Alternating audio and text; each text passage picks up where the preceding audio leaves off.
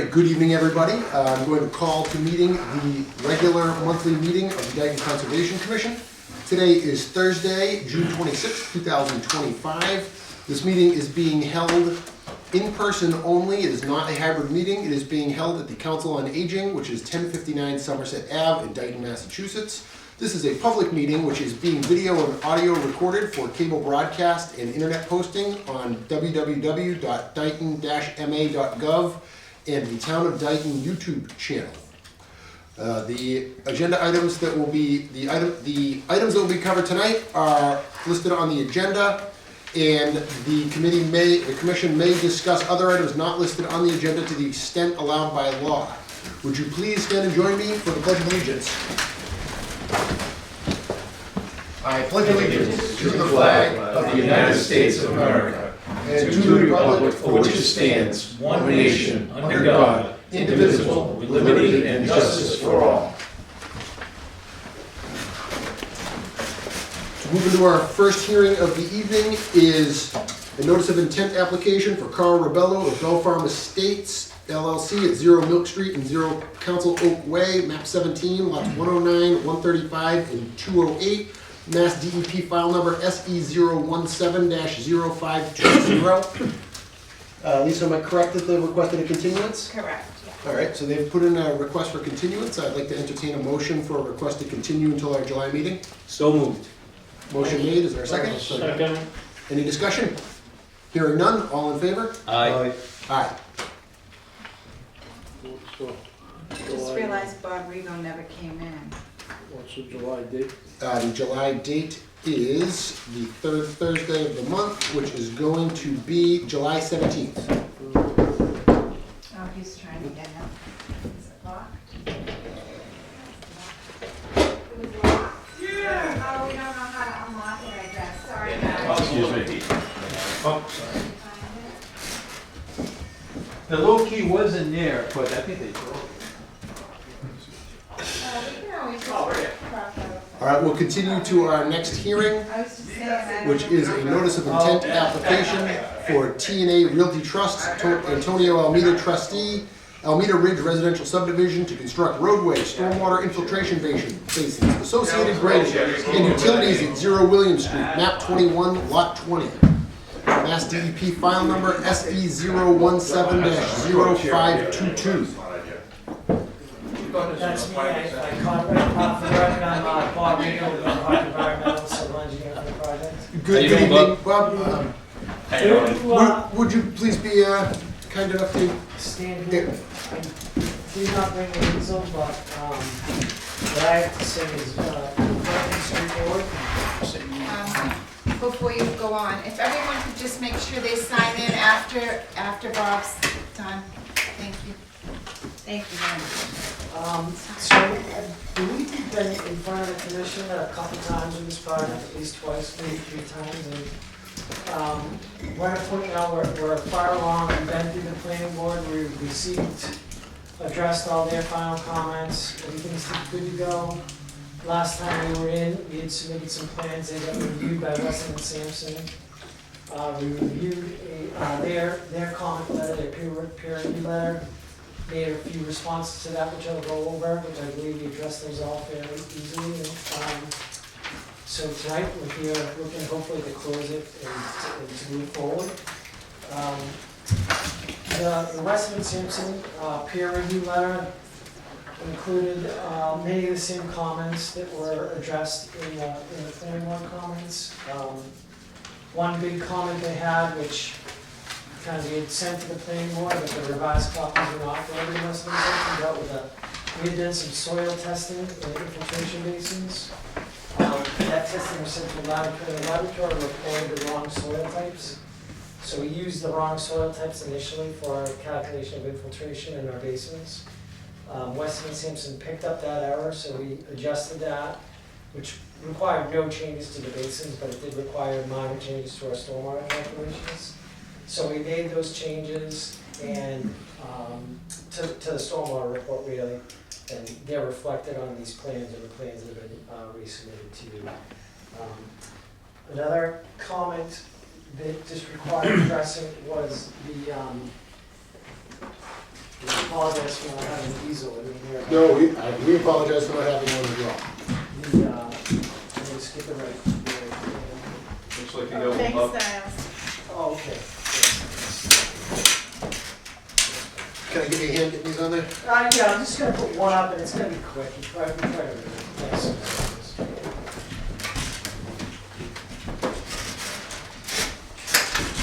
Okay, there we go. Surface, thank you. All right, this basin up here on the front stone, what we see, this is William Street. There's a small wetland resource area here, bordered vegetated wetland that connects across the street by a culvert. We originally had proposed just some minor grading within the 25-foot buffer, no touch buffer, it was just the toe of the slope. We've, based on the comment from Weston and Simpson, we just pulled that out, so there's zero grading now within that 25-foot buffer, and the 25-foot no disturbance is completely maintained. And then the last and final comment, which required us to just address, but really wasn't a change, was they questioned how we delineated the buffer zone to the, this is a potential vernal pool, which we're treating as if it were a vernal pool. There's also a second one on the property, which we're treating the same way. So we had shown, we didn't originally show this lighter pink color, but we do have a 100-foot buffer to that vernal pool, which is a vernal pool resource area under your bylaw. And then we have a 25-foot no touch on top of that, and then the 100-foot. So the original plans that were submitted to you did include the same exact 100-foot buffer zone, same exact 50, same exact 25. It just did not include the 100-foot resource area. So that 100-foot buffer is from the vernal pool area, and it's also well beyond what would be from the border vegetated. And I believe that was it for any comments of substance that we got back from peer review. Our peer review consultant is here, Okay, so he has a presentation as well. okay, sure. So, I mean, like I said, we didn't require many changes, we've been in a couple of times, hoping to get it closed out and move forward if at all possible. Well, let's hear what Weston and Simpson, now that they've reviewed this. Actually, I don't believe they have reviewed No, the we second. haven't reviewed that. Okay, Yeah. so, our comments are going to be related to the original review. Okay, yes. But I'll try and adjust for what Bob was saying. as I'm Okay. going through. My name is Jim Reardon. I'm from Weston and Sampson, team leader for the peer review projects that we do for Weston and Sampson. Thank you all for having us here tonight. So materials reviewed included the NOI filing for March 17th, the stormwater management report for March 25, the operations and maintenance plan, long-term, so that's for stormwater again, for March 25, and the plan set entitled the definitive subdivision, should say Almeda Ridge, which included 24 sheets also for March 25. This is the approximate location of the property that we're talking about, and these sheets were obviously excerpted from the plans that we received. This is the project site. You can see it in a couple of parts here.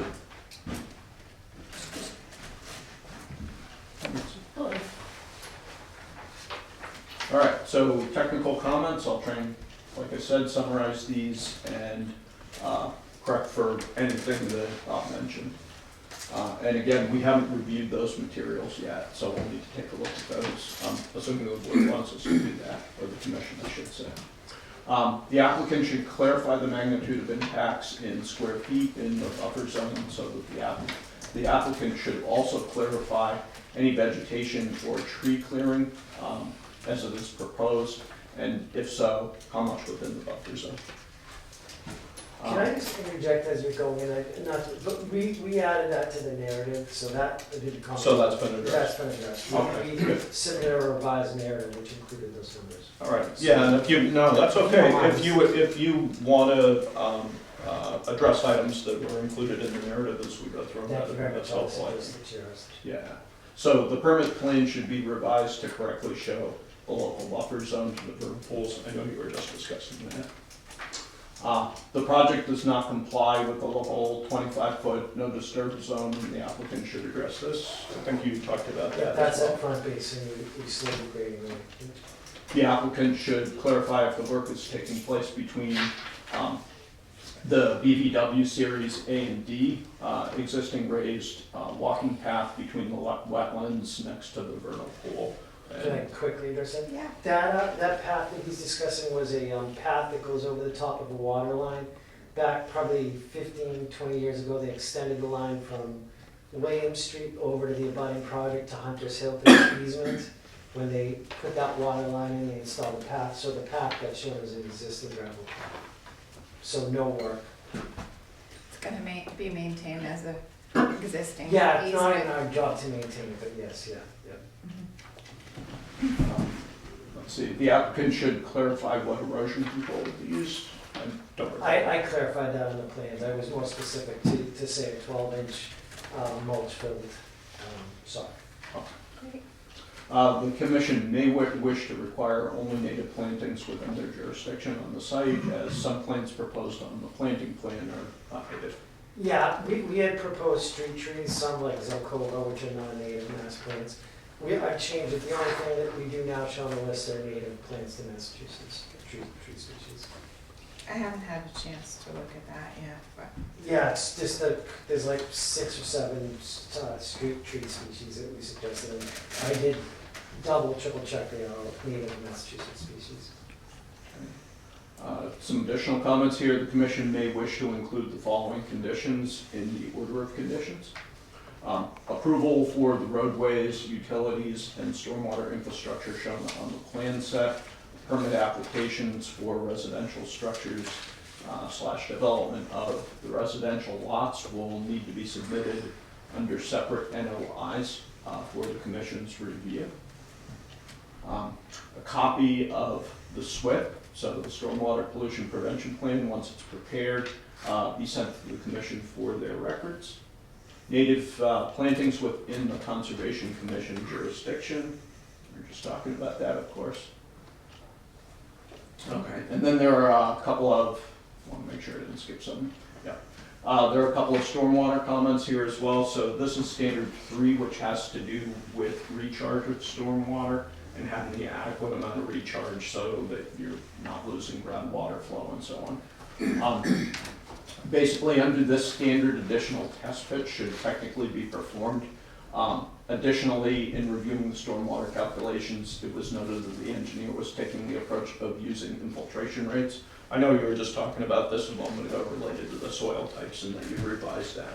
So if the commission would like us to, I think it might make sense for us to take a look at that. Issues were also raised during the planning board review and are outlined in the peer review letter. We recommend that the engineer address these issues. For the issue regarding the need for additional test pits, the board could elect at its discretion to allow the engineer to perform confirmatory tests, prior to construction for review as a condition of approval. Standard 10 has to do with illicit stormwater management systems and that they're prohibited. I think that you guys sent us the form, but it just wasn't signed. Oh, okay, Yeah. yeah, we can. And that's the end of our review. Are there any questions from the commission for Mr. Rubin? Lisa, any questions?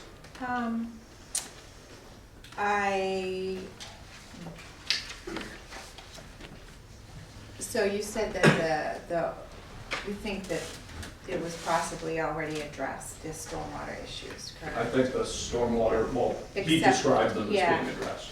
Except for the test pits. Can we open it up and see if the chairman of the stormwater committee is? Yeah, oh, absolutely. I did have a question Yeah. before.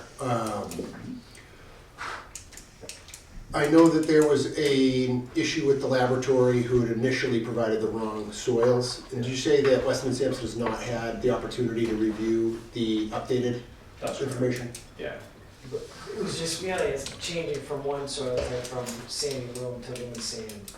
And adding that to the drainage plan, like I said, it didn't even change the size of the basin, we're using standard published rates, through the Mass DEP Stormwater Handbook, the walls rates in there.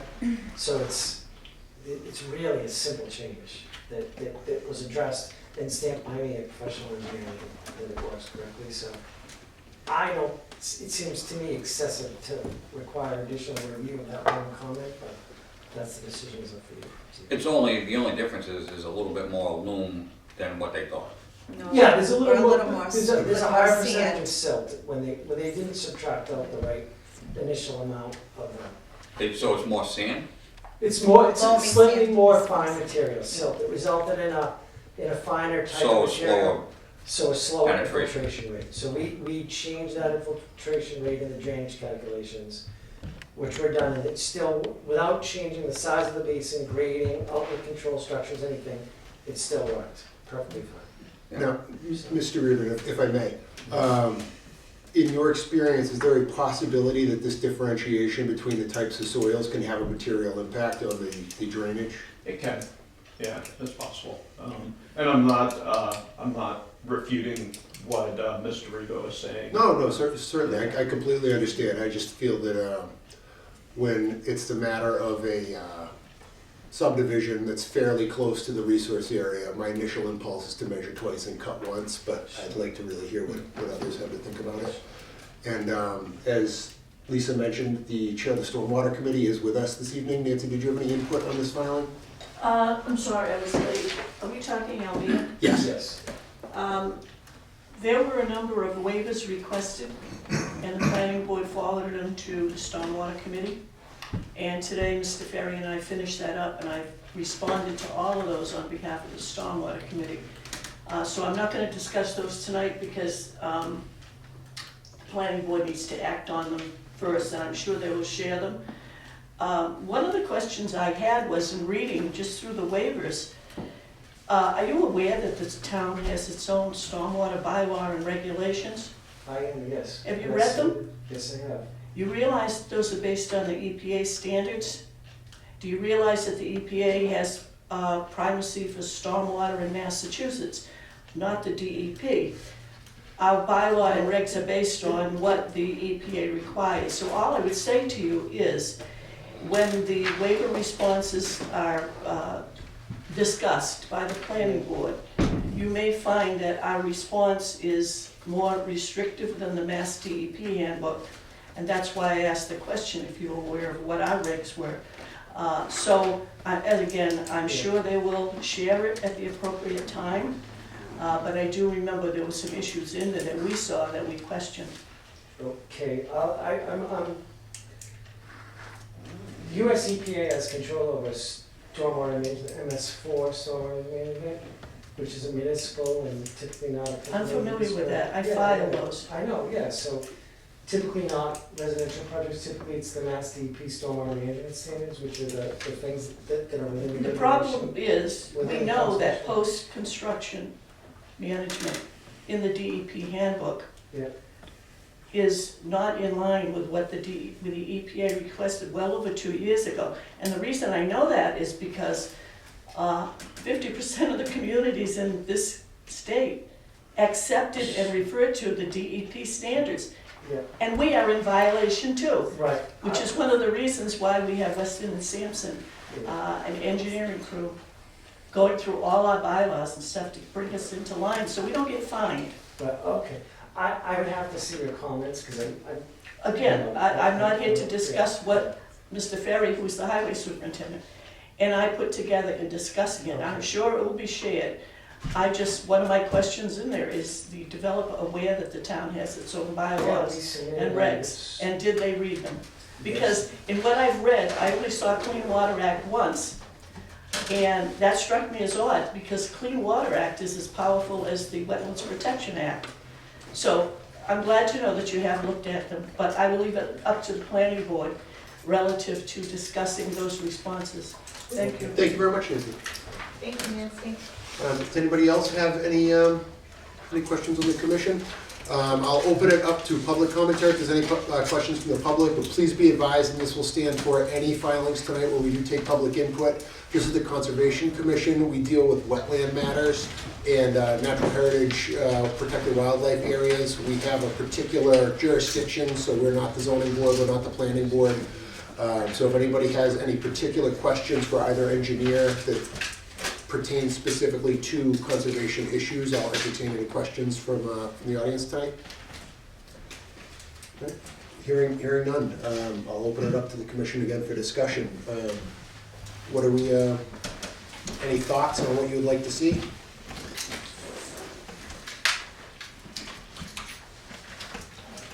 Well, I was thinking about the materials in the base. Maybe we ought to basically have them tested, because apparently it sounded like they wanted to slow down the rate of penetration in the basin. Is that gonna happen? Is that gonna comply? And, you know, do you do a sieve analysis on that? That was what the question. So I was out there, I was a soil evaluator. I've done those test pits plus many others on the site that confirms it to be very consistent. When I did the soil evaluation, I had as a particular soil type. I believe it was sandy loam in one of the basins and really sand in the other basin. We took samples from the same test pits, sent them to a laboratory for sieve hydrometer analysis. They ran the analysis, but they reported the results incorrectly. So they didn't match what I had in the field. I said, oh, I was off a little bit in the field, but I was not. I've since adjusted those calculations to be correct. And so they weren't based on sieve analysis, weight of the soil after it ran through a sieve. And we do have sieve analysis, two tests in one basin and another in the third basin. That identifies the soil type. And again, I made that determination as a soil evaluator while we were excavating the test pits. So, and beyond those test pits, those three, I've done at least 20 on the site in the vicinity. It's very consistent soils that. They're compatible and consistent? Yeah, they're compatible. It's not like you dig one area and it's different, and Right. that's why we put it there. We put those basins at the low points on the site, which, are consistent with the soils we found throughout. I think it would be necessary to have Weston and Sampson on site to do some project management work when this is being built. What does that mean? Oversight of the building of the basins, to make sure that So everyone. what do? They look at the soils when we're digging the holes? Correct, They look yeah, at the well, open hole? what do you typically do in that case when you? In a case like that, we would observe the You would be a excavation second as set of that's eyes. occurring. Yeah. And we'd make sure that the basin was being put in accordance with the plan set. We've had some trouble in town with basins being installed on commercial sites, so now we're a little shy of basins. Sure. And I would say my feeling is that the lab reporting the incorrect results is certainly not your fault in any way. But given the close proximity, I know you pulled it back from the no-touch zone, which I'm grateful for, but given the very close proximity and the differentiation in the soil types and the fact that our peer review consultant has said that there's a possibility that that differentiation could have a material impact on the drainage,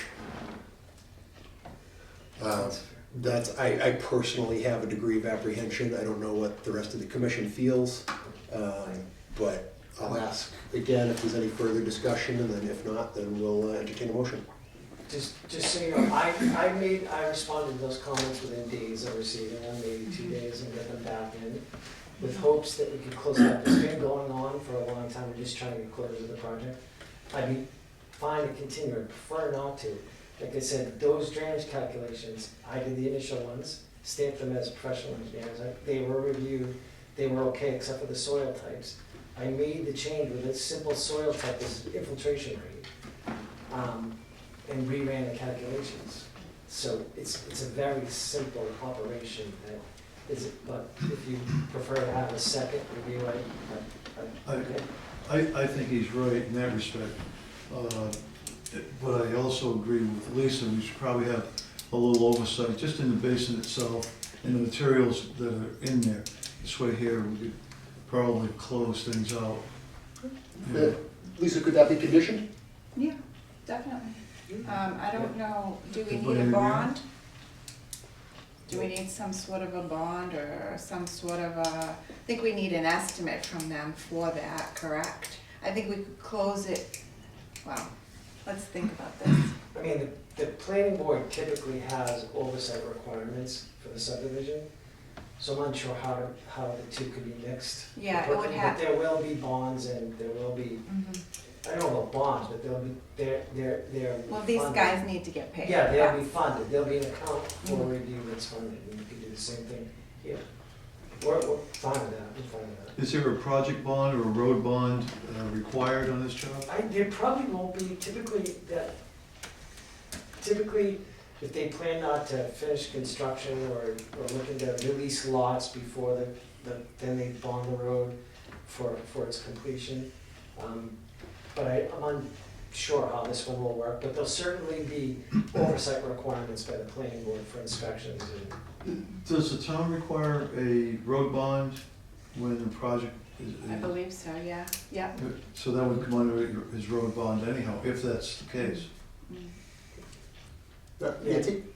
I know that Almeida Estates Almeida Ridge has made several requests to meet with the Stormwater Committee, and I just wanted to assure you, we're not putting you off. Yeah. However, Concom and Planning Board are the first contacts, so to speak. So to meet with you before they resolve all of their issues, there would be time wasted, because once we know what they do, and we've responded to the inquiries for the waivers, in the end, when planning is all set and Concom is all set, we will be in touch with you to make a brief presentation at a Stormwater Committee meeting, just so that the full committee is up to speed. But again, by then waiver requests will be reviewed, and waiver requests that specifically relate to Stormwater Committee will be acted on, and we will certainly have you present when that discussion takes place. Relative to inspections and test holes and basins and pits, everything that collects water, I absolutely hope there will be professional oversight for test holes, for basin construction. I think most town officials know the history of a project that finally got approved at town meeting in June that has been around since the 2018. And the holdup was repeatedly basins, basins, basins, and more test holes. And unfortunately, we no longer have a stormwater agent who was a PE. So absolutely, when a proposal is put together to provide that kind of service to the town, I certainly want stormwater considerations, and I'm sure they will, because Mr. Reardon has worked on other projects, including the one that was the nightmare.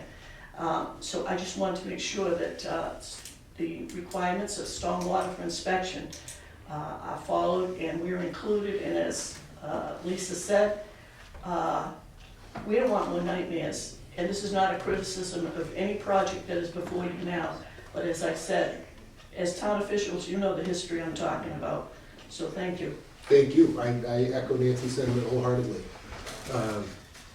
Is there a motion on this filing? I'll make a motion to basically close it out with the given restrictions. Is that our motion to approve with conditions? Approve the petition. All right, motion made. Is there a second? I'll second it. Motion made and seconded. Any discussion? Hearing none. All in favor? Aye. And aye. Thank you very much. Congratulations. Appreciate your time, thank you. Thank you.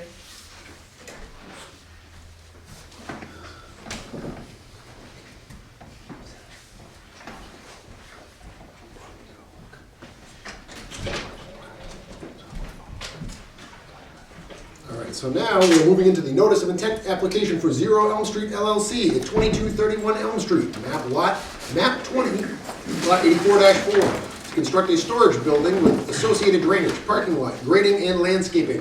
A portion of the work falls within the buffer zone to a BVW, Mass DEP file number SE017-0523. Good evening. Good evening. For the record, Niles A. from Zenith Consulting Engineers. I emailed all these plans to the board members previously, but I also wanted to give you some hard copies Oh, thank you very much. along with some with our response letter.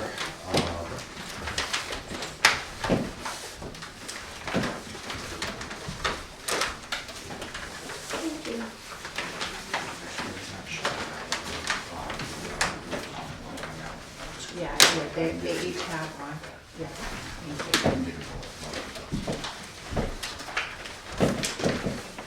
Wanna open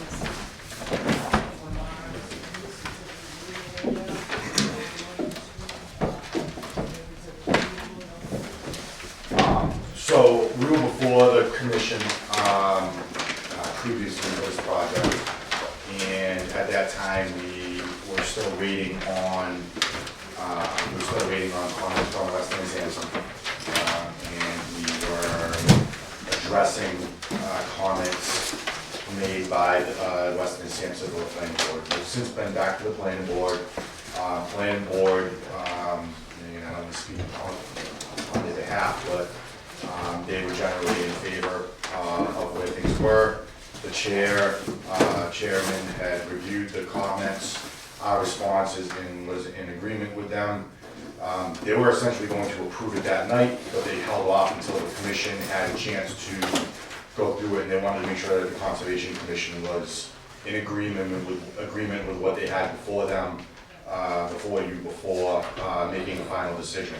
Their meeting, I believe, it's somewhere towards the end of July, and so that's the next meeting with the board, with the planning board. So that's essentially how we got here. I don't want to bore you with all the details of the letter. Honestly, as far as the plan changes go, there was no major changes at all to the plan. The real only major change was the change that was made to the stormwater. Weston and Sampson, and rightfully so, had picked up on a regulation on our underground subsurface drainage that we provided. That was really where our major change was. They had found an area where we were not complying with the 2-foot separation of water table. One side we were, and there was a higher end where we were not. So we reconfigured that, and we also resized it because we did not have, there's a requirement that required 65% of your impervious needs to be directed towards the stormwater facility and recharge. So we reconfigured the area, made that area larger. The chairman for the planning board reviewed that and was in agreement with it. So that was really, that's all within the parking lot area. The constructed stormwater basin that is proposed did not change at all. So none of that. The limit of work as far as conservation goes didn't change. So there were really no major changes at all from that. They did mention that they would like to see, or that the commission could ask for an extension of either guardrail or boulder wall, which we are completely in agreement with. If the commission so chooses, we recommended in our letter that could be a condition of the approval.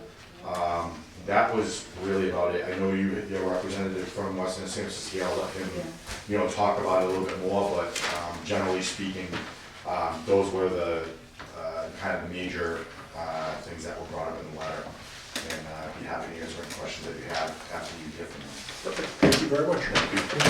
Now, Jim, as you present, if Niles has input regarding any specific, are you open to? Certainly fine, yeah. If you don't mind. Oh, of course, yeah, of course. Yeah, I'm sorry. No worries. Thank you. I'll pop this and do this.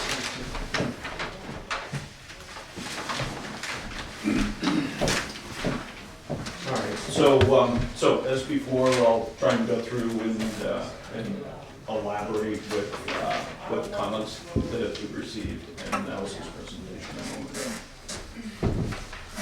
So 231 Elm Street, of course.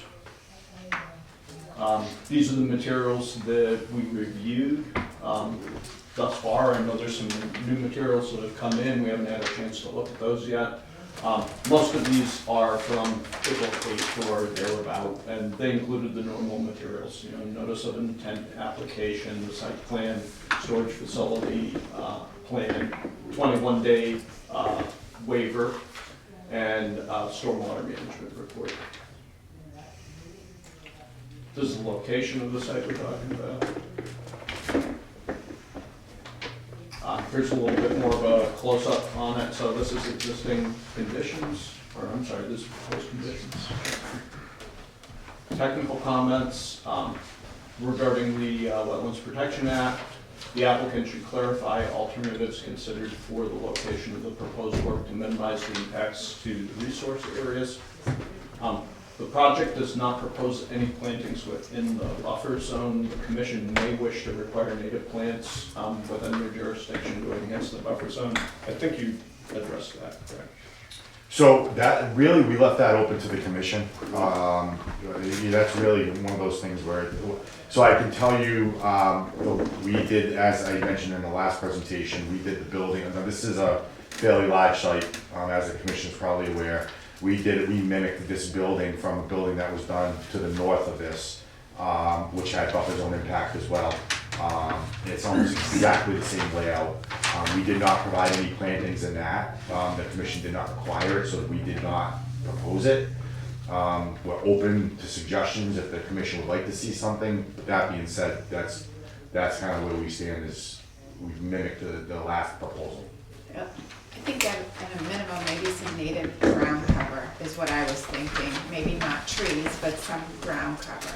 Yeah, and we're amenable to that. We could condition something with that for sure. If I recall, the layout of the site would make anything much larger than that fairly cumbersome to plant, right?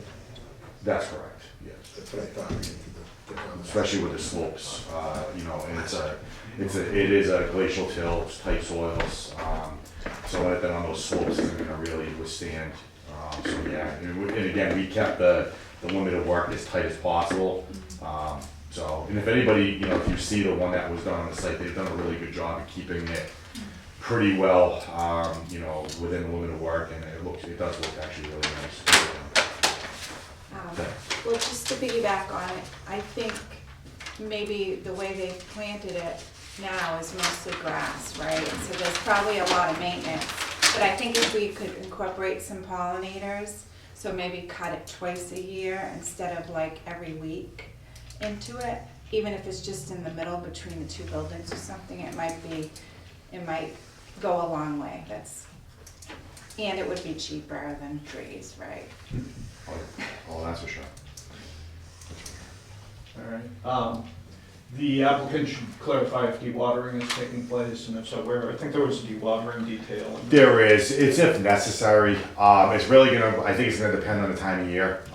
If it's like I did, so that as you're probably familiar with the site, from the high end of the site to the low end of the site, it's about 100-foot elevation change, and the water table basically rides that 2-foot to 3-foot grade below surface, and it does drain really well because of that slope. That being said, if it's in the summer, there's probably not gonna be any requirement for dewatering. If we're doing it more in the spring or fall, there may be, and we provided a detail for it, that the contractor will use, to mitigate that, any dewatering that needs to occur.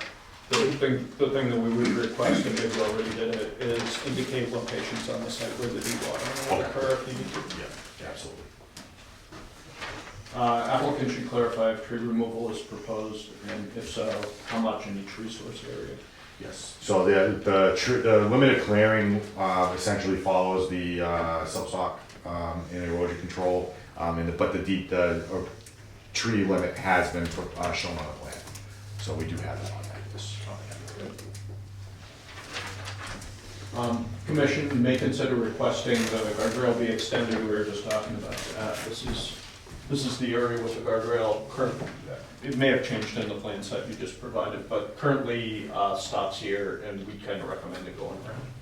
They used, so on the one next door, they actually used big boulders. Boulders. And it worked really well. So that was probably what they're going to do. And it's a very good amount of them on site, so it's fairly easy to get them. Yeah. So they are obviously effective. So that would most likely be what would be used on site, is Great, boulders. well, I'm fine with that. Yeah, well, works for me. One thing where you have this photo up, I don't know if you're aware, but like, we can't allow dumpsters within 100 feet of a wetland per DEP. So we're asking that maybe, Jim and I talked about this yesterday, maybe you could move it, Maybe like that, yeah, out there or around the corner. Okay. Can we condition that? It could be something that could be conditioned, and we can get you a revised plan. I was not aware of that requirement. There's a requirement that says you can't have a dumpster within 100 feet. Yeah, which is gonna be problematic if the town's, new trash rules change and people have dumpsters. There is no talk of private hauling at this time that I've heard of. It's just, if that assuages any concerns, that is not currently in discussion at any level that I know of. Great. Next item, the commission may wish to require silt sock be installed between the limit of work and the wetland resource area along the entire eastern portion of the site. So the silt sock stops before it gets here. We're thinking that it made sense to include it along the edge there, keep anything out of the wetland. Yeah, we're open to that. It kind of grades, it kind of grades in that area anyway. We have no problem with extending that. That's not a problem at all. Great. And the applicant should clarify if there are alternative locations where snow storage could take place outside of the resource areas. I forget exactly where it was shown here, but right there. So, I don't know if that can move up that way too. So that's gonna, again, there's a swale there, so it's going to melt and it's gonna go through the stormwater basin anyway. So I'm not as concerned about that. I know generally you try to keep it, outside of the buffer zone. But generally speaking, that's kind of where it's gonna get pushed, is at the end there. And then this, actually I have my response here. Yeah, can you show me where that's from? Yeah, I'm hold not on a sure I second. get it. Hold on a second.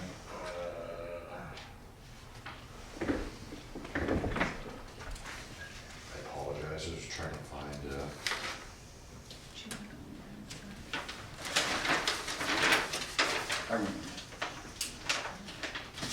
So, I know you're gonna address it, but just a couple of quick things. So I know that the snow storage area is here, the snow's likely to have like a lot of salt in it and stuff like that. There's a catch basin here, and I'm assuming that flows down this way. If it flows into the stormwater system, it's probably okay. But the way this is set up, this is kind of on high ground, and down here, it might end up flowing into the wetland, because the snow storage area looks to be a little bit below grade of the catch basin. yeah, so this is the swale here, this is the snow storage, and then this is gonna get collected. This is gonna kind of go this way. So what we're saying is that's down gradient, so I'll tell you how we responded to it. While the snow storage is shown within the buffer zone, it is downgrade of the wetland within the proposed swale. The snow melt will flow through the swale toward the previously constructed pocket wetland basin to the south. To the north, which is, so it's gonna go here, and then it's gonna get back in, and it's gonna go, which this is collected to the other pocket wetland on the other side. So again, we agree that, with the comment that snow storage is not typically put within the buffer zone, but this is where it just made most sense. So it's not gonna go towards the front of the site? What's that? The snow storage wouldn't go towards Some- Elm Street? Some of it will, some of Yeah. it may, yes, Yeah. absolutely, yeah, absolutely. But you can't plow from the back up forward.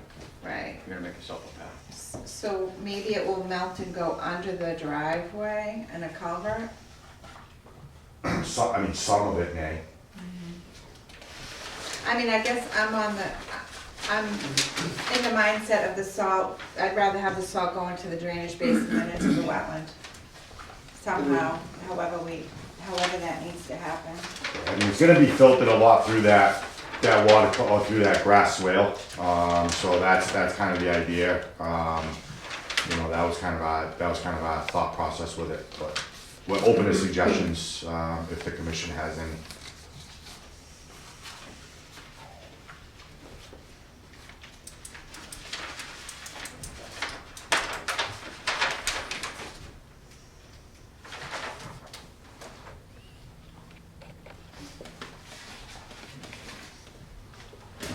Does anyone on the commission have any questions for Jim at this point in the presentation, or? Keep going. Standard 3, having to do with the recharge again. So the engineers provided underground recharge chambers, and we offered the following comments. I think you already, you may have addressed these in the letter. We haven't reviewed them yet. Yes, sir. Only a portion of the impervious site runoff is directed to the chambers, and it consists of less than 65% of the site, which is the DEP requirement. And so, so the basic gist of this comment was to add to the flow off of the impervious surface into an infiltration basin. And I think in the letter that we reviewed, we did review it just fairly quickly, Yes. that you said that you would address that. Yeah, that was kind of one of the things I mentioned at the beginning of the presentation, is that we reconfigured that subsurface recharge system, not only to relocate it to get it over 2 foot of separation of water, 2 foot or over foot of separation of the water table, as well as reconfigure it to get 65% or more of that area into it. So that was reconfigured in our new design, yes. Okay, and then this is a related comment. The engineers claim that the standard only needs to be met to the maximum extent practicable because the site is types and soils, but the test pits showed a different soil type. Yeah, we see it as, so I have a response to that, and I know that the chair had reviewed our response. Our understanding is, I mean, these are really compact sandy loams, very tight, they have very little infiltration. We've always gone with the idea that sandy loam, especially in this case, is a CCD soil, and that's what the soil maps show as well. So that's what we designed it based off of. These perks, I mean, these soils are not conducive to infiltration very well at all, so that's what we used as our basis on that.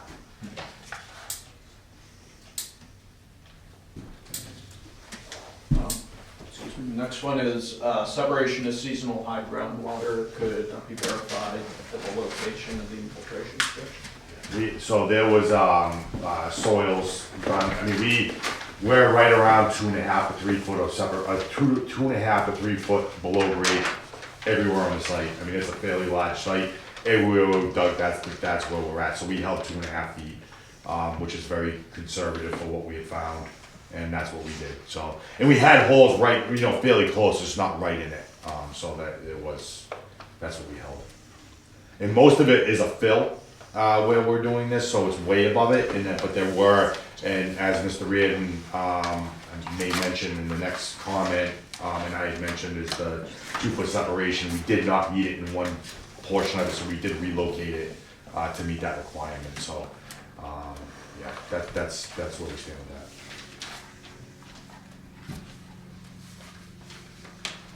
that. Standard cell 7, excuse me, redevelopment project, and proposed project is not a redevelopment project. So that one, I believe that one was set. Yeah, project meets these standards. Standard 9 is the long-term operation and maintenance plan. You folks have provided one. Further clarification may be required in the plan as to how the underground chambers will be maintained per other comments further above, and we recommend that the engineer address this.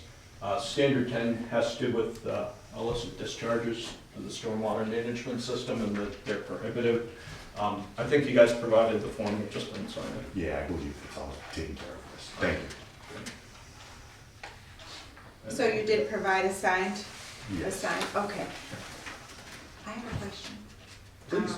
So the, hay bale check dams, did you replace those with the straw bale ones? And where are those? And Because they're not on it. you don't have a detail, but Weston and Sampson noted that you had hay bale check dams. I was trying to find them on the plans. Yeah, I don't think we actually do. Oh. The response letter does state that there's no objection to the request if the commission wants to use straw bales. Yeah, so So they can I address just the condition it? Condition, of course, absolutely. I thought maybe you might have the check dams along the road, but that would be, no, that would be the only. If anything, we would have them in the water, in the grass swale, but I don't even think we did that. Okay. No, I don't believe that we had any, but I could be wrong. Well, I'll just condition it that if you need them.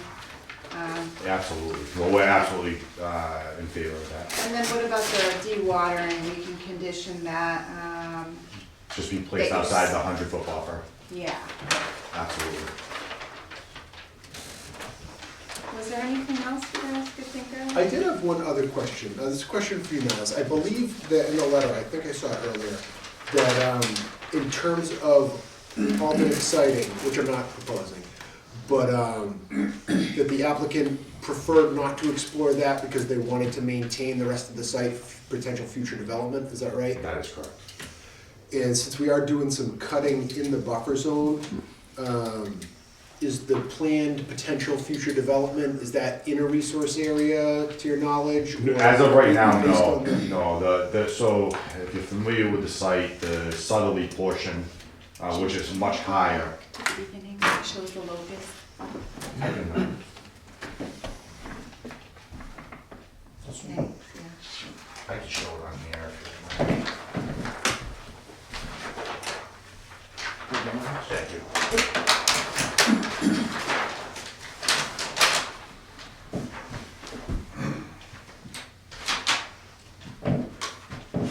So this is the existing conditions of the, obviously showing the whole site. Here's Elm Street, here's the resource area here. You have the 100-foot buffer and wrapping all around. The site slopes from Hopetech Drive to the north, down Elm Street and along the property line here, so perpendicular this way. Like I said before, there's about a 100-foot elevation change from here to here. The first building that was permitted and constructed is located in this area here. The new building is located, that we're in front of you now, is in this location here. And then the remaining land, obviously there's the rest of it, but that would be worked on, if ever, is in this area here. Looks well on the side. Yes. Okay. If there were to be work within the resource area, within the buffer zone, I would foresee it as being maybe stormwater facilities, something like that. Kind of similar to the situation that we have before you now, maybe some grading, but nothing of major impact. So it is a very good question, and that is, as of right now, there's no proposal, and my client actually wishes, I don't know if I mentioned this at the last meeting, but I did at the planning board meeting for sure. Mr. Eamon owns a fairly large plumbing supply company. He uses this for his own storage of his own building, of his own jobs. And he was so successful with his first one, they decided he needed another one. He already had it over 95% full with jobs, and now he's realizing I need more room. So it's become very good thing for him. So he's doing this to mimic that, but the remainder of the land, as of right now, there's no plan for it. Gotcha. I just asked because I'm accepting of the fact that, given the grade of the site, that replanting trees is not practical in certain parts of the site. I just didn't want this to be like a death by 1,000 cuts scenario, right? To use a pun, to, you know, do a little bit in the buffer zone and not replant here, and then a year later we have another one where we're gonna be cutting in the buffer zone with no replacement. I understand completely, yeah. Okay. I have a question too, and then we should open it up for anyone else, but, in the ANRAD process, we spoke with Mr. Eman, I believe, about potential for conservation land here. I don't know if you could just reiterate to him that we still think this would be a great location where if you, remember we walked up, when we all walked out there, you can see the Taunton River, you can see across the river depending on the season, and just a great spot, very unique. The parts, even the parts that have been touched in the past are still pretty unique ecosystem, so. Mind if I rephrase it a little bit, Lisa? Go ahead. So if these facilities are constructed, his personal property tax is gonna go up quite a bit, right? Of So course. the Conservation Commission would love to save him on his tax bill. Yeah. Same as Second that. Thank you. Thank you. Is there any questions or discussion items from the commission before we open it up to the public? The only question I have is the snowplow, the snow on that. With all the land to the side, why doesn't it just open up a little bit more to push the snow away from the wetlands? Because you got snow and you have salt that's going in the corner, and if you have so much land to the side of the building, why are we jamming it all up into one spot that's gonna run downhill to the wetlands? Oh, yeah, Good could question. you dedicate that? So which area are you talking? Well, you're gonna, where you're pushing all the snow, you're basically pushing it to the edge of the bank. So if you just open the side of the land and you made a little, you made a spot over there, because that soil is gonna run guaranteed down that. Thank you. So you have all that land to the right of the building, To the south. to the south of the building. Why don't you just open up more of that land? And push the snow, make a little gully, I mean, I'm a plower, so I understand what you're trying to do, but I would pull it so the snow is, you know, in further, in the woods more. He's got a swale there now. They're going into a swale now with the drain, so. Yeah. So you think Is it's it all good? right? That's not, you think the salt's all right? Well, who says he's gonna salt it? That's true. No, You I could mean, use no, the it's- molasses like Tom does. It works. No, I You mean, laugh, yeah, it but works it good. works. I mean, Yeah. nobody's saying that he's salting, Really? salting the Yes. site. I didn't know that. And it is going into a swale and a drain, so, It should be No. fine. well, I would imagine. Any other comments or questions from the commission?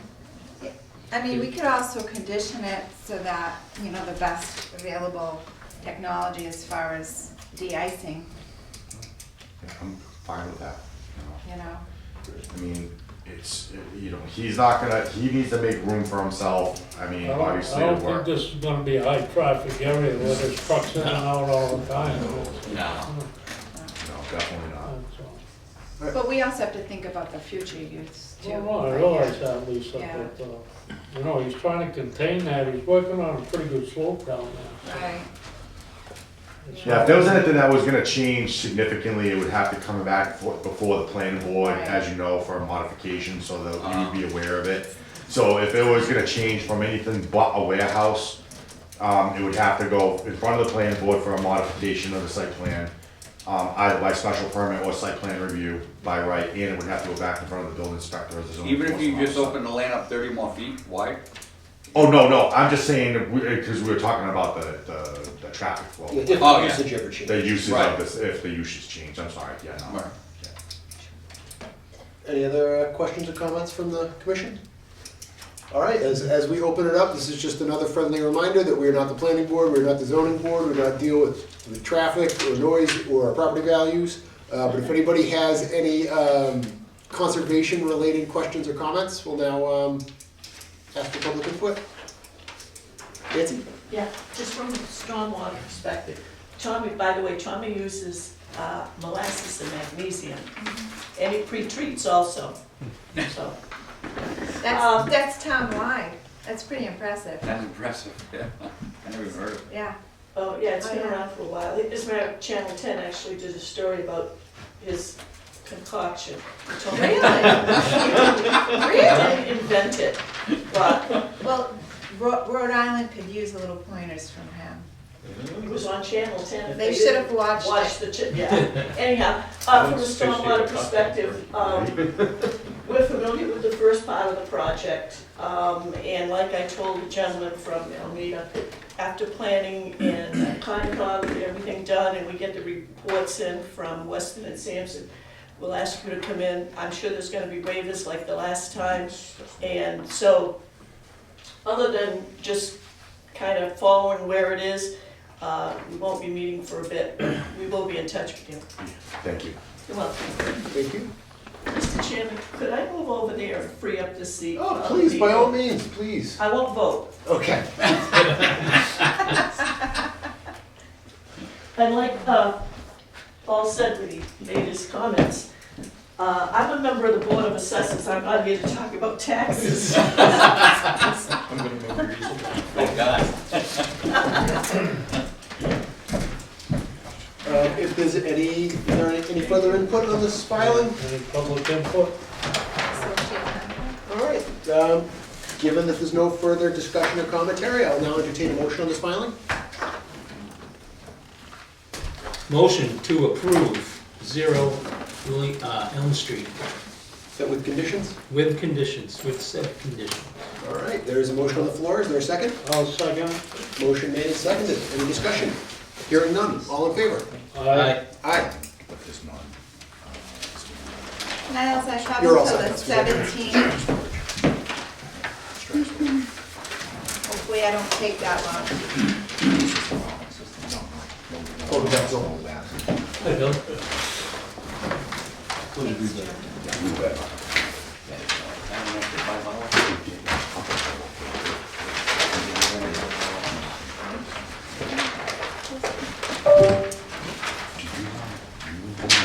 And we're all set to be. Thank you very much. Nice to see you all. Thank you for coming. Thank you very much. Very well. Thank you very much. Thank you. Have a good night. Niles, do you want me to leave? You can if you want. Oh, then, yeah, no. Well, unless Bob wants it.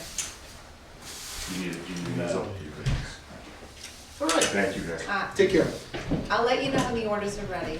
Thank you. Have a Thank great you. night. Our next hearing of the night is a continued hearing with a notice of intent for application from Kevin and Alexandra Messier at 921 William Street, map 8, lot 18-2, to construct an approximately 22 by 32 foot studio, complete with utilities, sidewalk, landscaping, as well as to install a 24-foot diameter above-ground pool, complete with decks, stairs, and utilities. A portion of the work falls within the buffer zone to a BVW, Mass DEP file number SE017-0524. Thank you. Did she give me right? Okay, Okay, Bob Barry, Proline Engineering, representing the Messiers who are in the audience. Does everybody have a copy of the plan to turn in today? good. We'll take one more for these guys, please. Yep.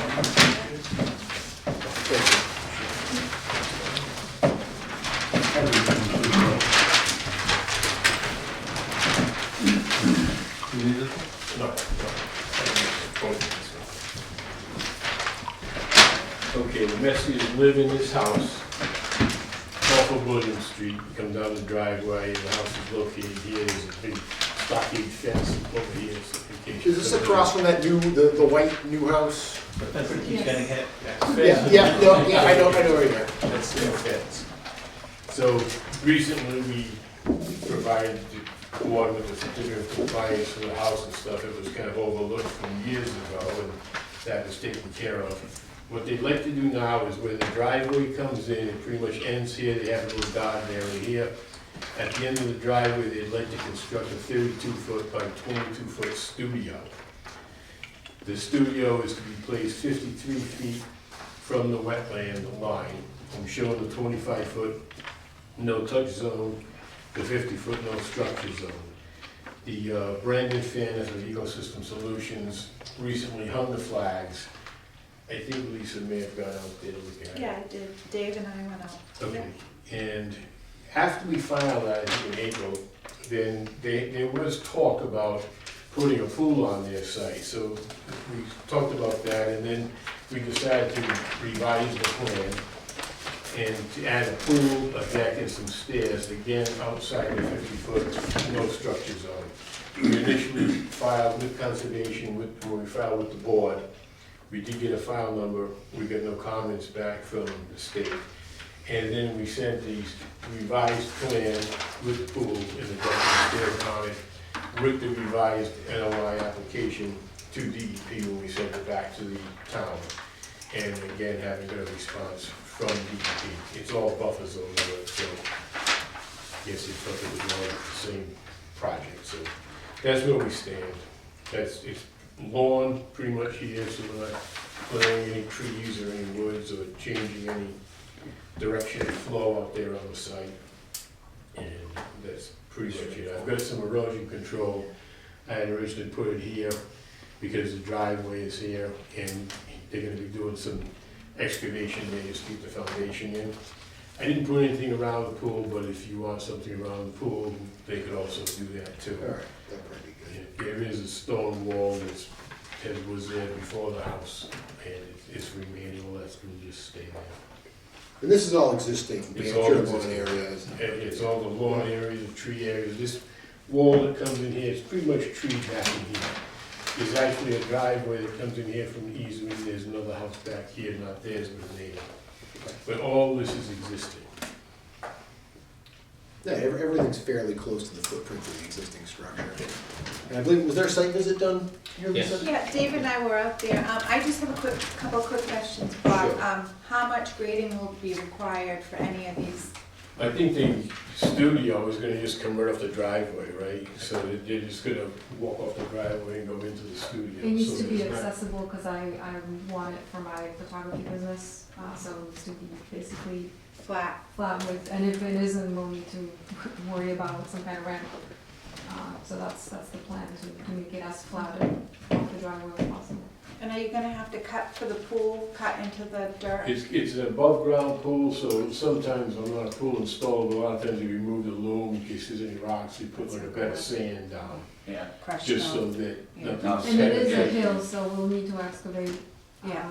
into that hill, that area. And then the other question I have is the pool water. I think if the commission approves it, we'll likely condition it that you don't release the pool water and you just get it pumped out when you wanna get it, you replace it. So other than that, I don't have any. Is it a saltwater pool or freshwater? No, it's gonna be a traditional chlorine. Just a regular chlorine pool?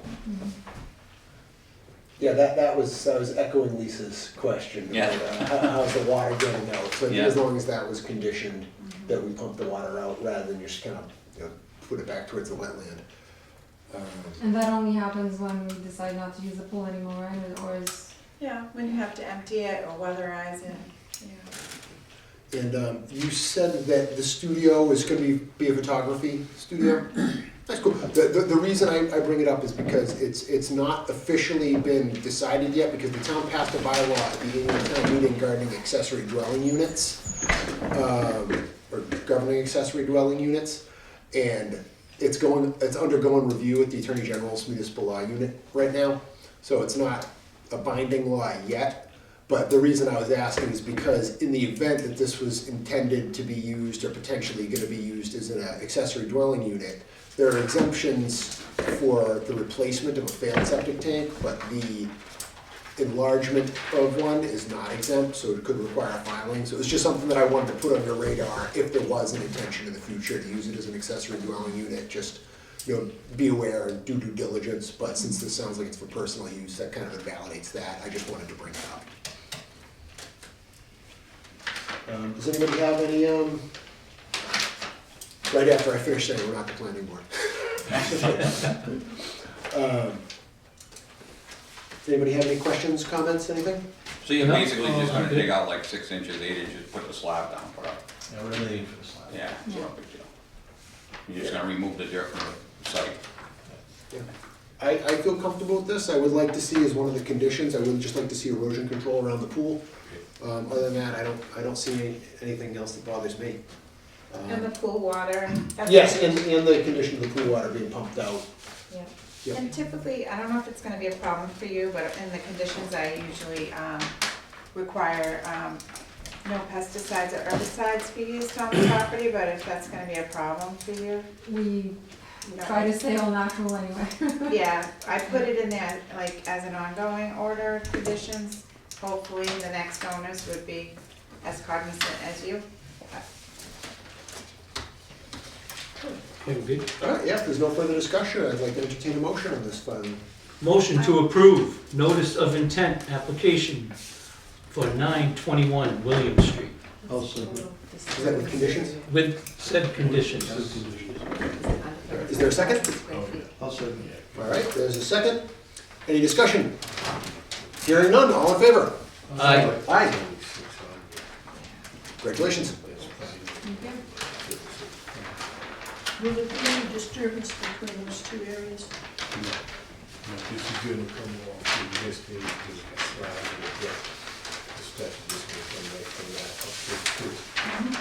And then this is the driveway, so it's just cut under from here. So nothing else beyond that. We were just determining the Mr. square Chairman? footage. Yes. Just a question, I just request that the engineer for this project calculate the area of disturbance and just send that to the stormwater committee, so we know how much is going to be disturbed. Bob, would you be kind enough to do that? Yeah, I'll do that. Yeah, Thank you very much. thank you. You can contact Nancy through which department? Board of Assessors, Okay, Okay, thank you. okay. Thank you very much. Thank you. thanks a lot. Do you need these back? Oh, I'll just take it, so. Thank you. Take care, thank you for coming in. Have a good night, folks.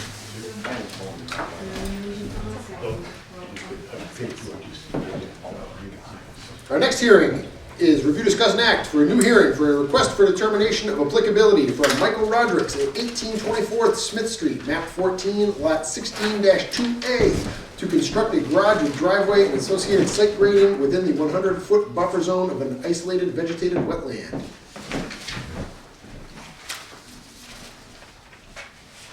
Good evening, I'm Brad Fitzgerald from SFG Engineering, 28 Main Street in Lakeville.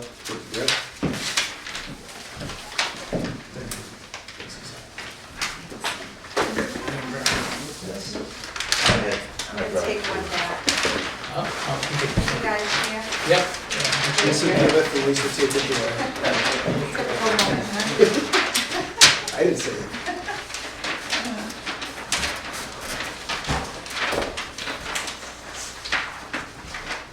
So this site is 1824 Smith Street.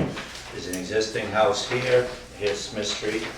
The client, you got a wetland in the front here, and you've got BBW here, and you've got an isolated wetland here, north of the site. A client wishes to construct a 35 by 40 foot garage behind his existing house. Currently, the driveway ends at the back of the house. He just wants to expand the driveway up to the garage and come out here.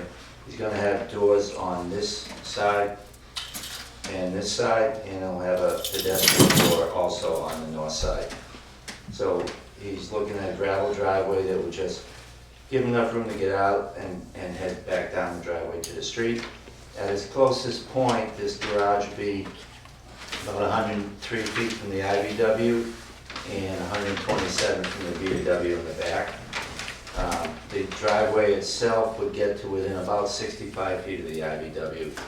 Other than that, You said it's gravel though? it's gonna be gravel, yeah. The existing driveway is gravel now, and it's just gonna extend that. Very little grading, it's gonna just kind of match, there's maybe a foot increase right around the garage, just to push runoff away from it, so it doesn't go into the garage. Other than that, it's fairly evenly graded. We are proposing erosion control prior to the start of any work. It will stay in place until everything is stabilized and the grass is taken. Are you gonna do the filter stocks bed? Yes. Yeah, we expect the 12-inch filter mitt or equivalent. Perfect. The posts and the placards, would you mind putting some posts and placards, at least like a couple along the IVW and then a couple here? Sure. Yeah. If you wanna pick some spots, if we do them opposite 2.6 and 2.5 at the 25, Yeah, perfect. and then 29 and 31. Or pick something that, Yeah, 29. Yeah, that'd be good. Do you want, I mean, right now, it looks like he uses, I mean, maybe just put it at the 25 foot. yeah, Okay. that's what I meant when I said 29. Yeah. Yeah.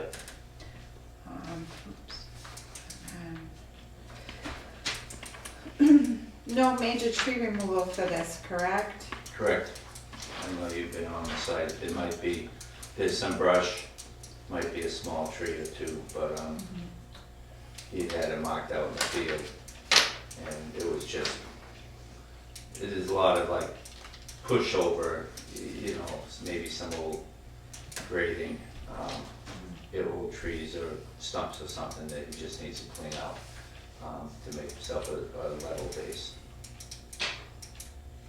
But yeah, I didn't see any large trees. I think Nancy's gonna ask, but we'll let her do it under public input. If anybody else has any of the commissioners have any questions. Anybody in the commission have any questions, comments, input? No, I do not. Oh, yeah, pretty good.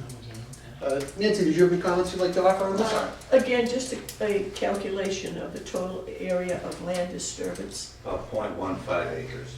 Okay, I need that in writing, please. Okay. And if you just put Nancy Goulart, Stormwater Committee, and either drop it off or send it to the Board of Assessors office. Okay. Okay, it's fine. Okay. Thank you. All right, does anybody else have any questions, comments, or input on this? Yeah, I just wanted to also note inside the BBW, there are streams. So, I mean, I don't want you, you're already gonna modify it for the post, so if you just wanna put a note inside that there are streams within that, they weren't verified by me, but I know there's streams in there, and I know you're not gonna be in 100 foot of them, but. So you just want a note that says there are streams located within this BBW? Yeah. Okay.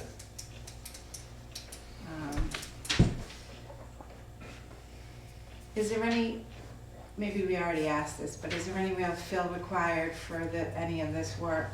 Very little, like it might be half a foot to a foot right around the garage, just to keep the runoff from going into the garage.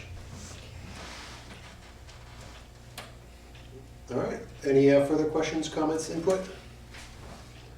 Any conservation-related questions or comments from the audience?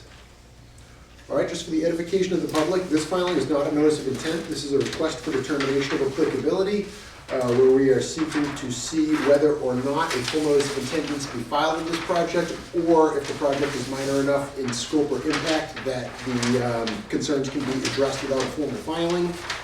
So if any members of the commission believe that this project does not warrant a notice of intent, that would be a negative determination of applicability. So in this case, negative would be to approve the project, and a positive determination would require filing a notice of intent. So yes means no, no means yes. Is there any motion on this project? Oh, if it is the will of the commission to permit this project without requiring a notice of intent, We would need to designate that this is a type 3 negative determination. Read type 3 aloud, which states the work described in the request is within the buffer zone as defined in the regulations, but will not alter an area subject to protection under the Act. Therefore, said work does not require the filing of a notice of intent, subject to the following conditions, if any. Prior to ground disturbing activities, erosion and sediment controls must be installed as indicated on the approved plan and inspected by the conservation agent. The erosion control shall be left in place during until the disturbed soil has been stabilized with grass that has grown to a mowable height and density.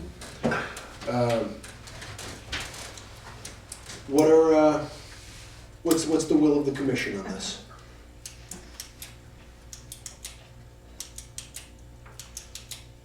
Do you feel this requires a notice of intent, or do you feel that we could address this without one? I think you can address this without one because it's a minimal disturbance and there's not a lot of grade change. All right, so it's just And he's meeting all the setbacks. I agree. So just, I guess, to streamline it, I will now entertain a motion for a type 3 negative determination of applicability. Now second. All right, we've got a motion made. Is there a second? Second. Motion made and seconded. All in favor? Aye. Aye. Thank you very much. Congratulations. Thank you. Thank you, Lisa. So, should I send it to you? Yeah? Yeah. Okay.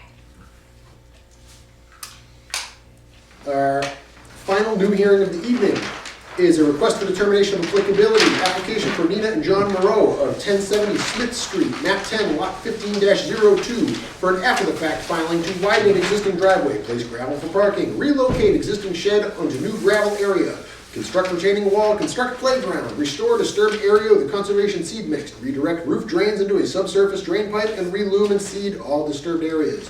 Most of the work falls within a regulated wetland buffer zone. They actually realized they sent out the abutter notifications wrong, with the wrong address. So it was confusing for some of the neighbors, and Niles immediately said, well, if we sent them out wrong, we need to continue. So they continued to the 17th of July. That said, I would like to entertain a motion to continue this hearing until July 17th. So moved. Motion made I'll second. and seconded. Any discussion? Hearing none. All in favor? Aye. There are no certificates of compliance this month, so we will move forward into enforcement. Be review, discuss Act 2371 County Street, map 20, lot 65. Mr. Chairman, can I ask that we just take some of the other people that have been here before out of order? Absolutely. Lisa, may I please ask which ones? I don't know, who are you here for?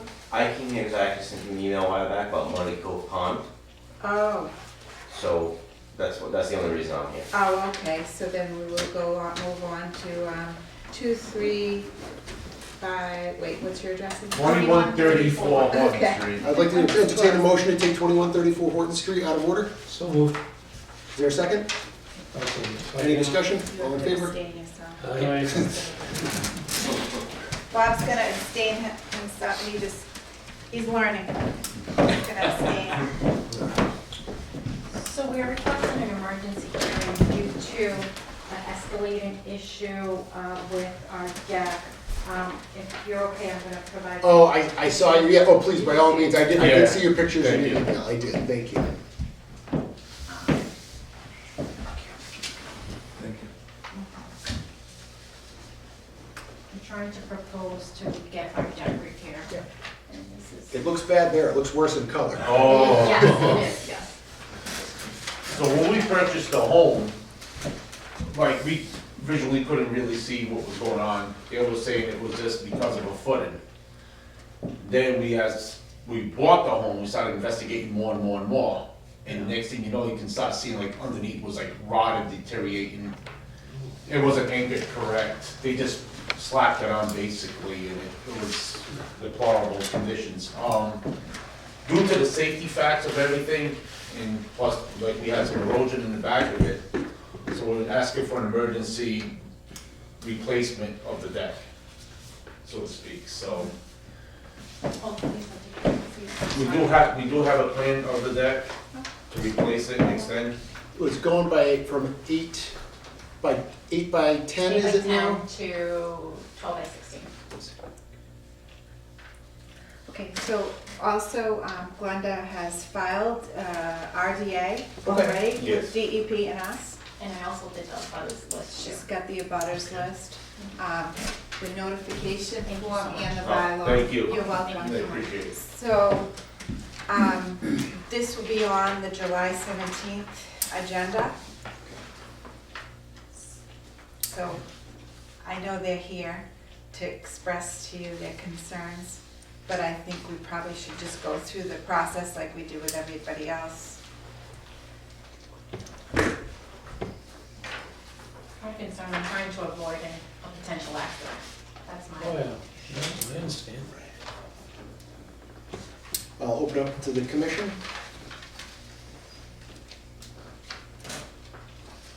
If you see, like, I don't know, if on that picture, This picture doesn't do justice to the condition of the base. No, I but if saw you saw like on the base of the foundation. I did, I know, Oh. I saw the color picture, I know exactly what you're And talking about. it's got a gap on one end where exactly where the doors are at, and it's expanding out from the joists. So whoever put it in, I don't know how they installed it, they installed it wrong, they probably, they didn't put in the proper anchors, or they didn't, you know. Oh, I have pictures, color pictures. Am I not supposed to say anything, cause Yes, so if you had to recuse yourself under the conflict of interest rule, then you probably shouldn't.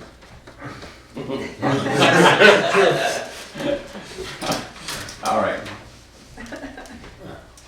So that's what we basically wanna do, and then we just wanna like expand it, deviate the issue, and just try to make it, you know, feasible, livable. Right. In normal conditions, but we're gonna keep it within our zone on the upper land of the house. We're not gonna extend it out near the buffer zones or anything like that, so. It's falling apart. So Glenda, the deck's gonna go parallel with the house longer, but not out more? Correct. Okay. Do you know how close the deck is to the wetland now? Have you measured it to Mr. Schmiel's flags? The wetland scientist flags? I'm measuring like If I'm estimating 30 feet maybe? somewhere within that. Within, Yes, within it was somewhere within that, yeah, you're about right. something like that, yeah. I don't have an accurate measurement, but it's Yeah. roughly around that because it's beyond the fence. And then, you know, obviously, when we come out of the deck, we still got our yard a little bit Right. that's It is out there fenced. extended to the fence. And then, I don't know what happened with that home. We're trying to maintain it as safe as possible and just get that thing, because I got grandkids and Somewhere everything down the else. line, it was approved where this house was built on wetlands. How did it get approved? But at one point. That's beyond us. We just purchased this Beyond- home. Just want It's to beyond us. Oh, Yes. it's not- Yeah, so, We just want to correct an issue. but we're trying to make it like, condition for the home to be safe, you know, like. Right. away from Yeah. And roads and access places to like my this, you know? family and to visitors. My last house that I lived in is I could jump out of my kitchen window into the Muddy Cove Brook. So, Oh, that's scary. I hope you had bumps in the back. But that house was way before the wetland protection. over 100 years before. That was probably the reason why. Right, over- Probably. Jesus. Yeah. So how can we speed this up for them? Well, where an RDA has been filed, I do understand what Lisa's saying about going through the process. I do also understand that this could be an exigent circumstance. One of my questions is, since your existing manicured lawn area is fairly close to the wetland as it is, right? Just because when the house Right. was built, and, you know, Right. no fault to anybody, Wetland Protection Act probably didn't even exist then. So one of my questions or concerns, I guess, would be, is this gonna be able to be accomplished without machines? Or do you have to bring machines in? Yes, no machines. Well, By yeah, hand. post digging and so forth, so we'll be Yeah, they okay gotta- with that. they gotta You know what I mean? do- We're not looking to like, bring in an excavator or anything. Okay, yeah, that No, was one of no, my no. concerns. That's not the intent. Yeah, something that can be done. If there's something that we can do by hand We because don't it's want tight to in there as it is, Mhm. because it's gonna be impossible to get a machine regardless. The only way is if I did it on the driveway, but I'm not gonna do that, it's on the rear of the home. So there ain't gonna be no machines there, it's gonna be all by hand. We still need to do the process and have you come to the next meeting regardless Yeah. of what we decide here as far as you moving forward, but they still need to come to the next meeting and, But- but if you wanted to give them like permission to start, I know you wanna remove 2 trees, is that? The one Yeah. closest to the home, Which you approved. The Yeah, other one you said just trim it's, it. and it's Right. whatever's gonna, that's near the home, that's So it, it's that's coming- all Yeah, it's 'cause there. I Yeah, think- there's still, Alright, so we've got one tree coming down that you've already looked at, you're okay Yeah. with, and we've just got some vista trimming on the other one? it's been, Yes. and Back if off, you, give you an idea. I don't know if you're gonna hire the contractor or not, but when he contacted me, he specifically told, Family Tree told me that he was not going to have to go in with any he could Correct. reach, which is great. Yeah. Yeah. I don't know if I can, probably show it on my phone, just give you a rough idea. Here's the home right here. So, trees over here came down on it, already demolished the roof in the past tense. This is this area, and then in this area here, see how close that is to the house? That's a concerning point. Those are gonna come down. Is it okay if I? Yeah, absolutely.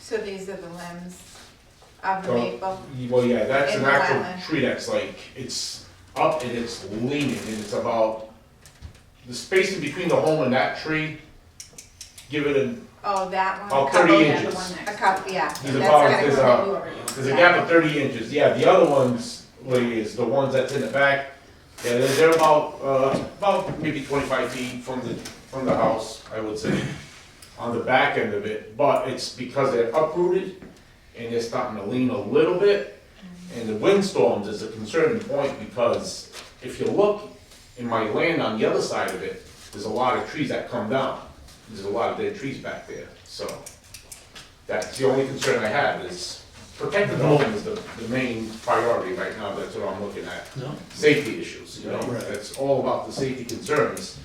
And who knows, one day we're sleeping, the next thing you know, I wake up with a branch in my head, I don't know. Right, You know what I mean? wake up with a new Yeah, skylight, right, yeah, you know, that's, So are you proposing to remove that tree too? The No. one in the wetland? No. that's not what I'm Okay. looking It's for. a no. No. It's just, That's the- just. trim whatever's trim gonna be limit. hitting the house. Yeah, closer to the that house. makes sense. That's what I'm Yeah. looking at. You. And then, Okay. if it does come to a point, then I'll address it with you guys and show you pictures if there was any dire needs of necessary emergencies. So, I well, don't see why we can't let them cut the trees. Right. No, I Get think that- the get that cut, out the tree of it. has to be cut down, and then the limbing. And then you're gonna need some erosion controls around the deck anyway, so you could start that. And then before you know it, I think it will be July 17th, I think. But I don't know. I just, nobody's gonna work next week anyway because of the holiday. Yeah, I know. Everybody's already planning. what are the commission's thoughts? I feel we let Did you them apply move for a building forward. permit yet? Not You yet. know, Oh, That's- we're we have just to do waiting that for too. We're everything. waiting This to is get enough of a approval safety first. issue. I agree, I You don't, know? I don't wanna see the commission get in the habit of skipping the order of operations, but I also don't wanna see a grandbaby fall through a deck either. They also have to apply for the building permit still, Okay, yeah. I'm okay with that as long as. And I know I'm we not do the supposed to say process. that there's no other fire access. That is not safe, if there's a fire, that's screwed. thank you. Thanks for your input, Bob. All right, is there a motion on the floor to allow them to commence work and to come back next month with the RDA to just give us an update? So moved. I'll second that. Motion made and seconded? Thank you. Any you. discussion? All in favor? Aye. Aye. Aye. Thank you very much. Thank you. And on the You're welcome. 17th, they'll make a formal decision and then, Yeah. yeah. Thank As you. far as the building permit goes, when you Don't apply have a for that, cookout on I the get deck. back on it. I will put it on hold until I know the erosion controls are in, and I know that we've done this. So when you see it on hold, that's why. But when you have that, let me know. And I have to send you the Word documents, Joe. My email is still not letting me send, I'm gonna try again tomorrow. And then, on neighbors, did you get that correct address for them? Oh, yeah. regards to that He Smith didn't, Street? he withdrew, well, he didn't withdraw, he continued to next month. They did not present tonight. Yeah, they'll get their abutters notices, Yeah, figure it because straight they're gonna out. be in the Berkshires that week, they're going on vacation, I mentioned it to them. However, we mentioned about the letter and everything else, and if it's okay with you guys, we'd like to be here for that day as You're well. supposed, Oh, yeah, that, you're welcome. Yeah. Thank Okay. you. It's a public building, you own this place as far as. I'm definitely gonna be here. Thank you. Thank you. Thank you. Thank you. Thank you, Bob. Thank you. Welcome back. Okay. I'll email you, Lisa, thank you. Okay, Okay, bring talk up the soon, fire thing, I'm bye-bye. sorry. No, thank you. And then we have Matt here too.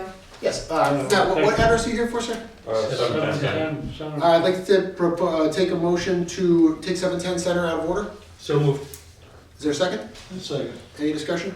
Hearing none, all in favor? Aye. Aye? Come on down, how you making out? Oh. How we doing, Matt? I suppose. I have some not the best pictures, but That's okay. it's your stake of the conservation area. But Oh, yeah, that's yeah. stake too. That's not a bad picture. Giving you some trees. Stuff like that. But there's trees growing in there, there's pines, and I have an aspen tree that I was gonna put in there that growing by itself, so figured I'd move it, but Where's the aspen growing now? it's,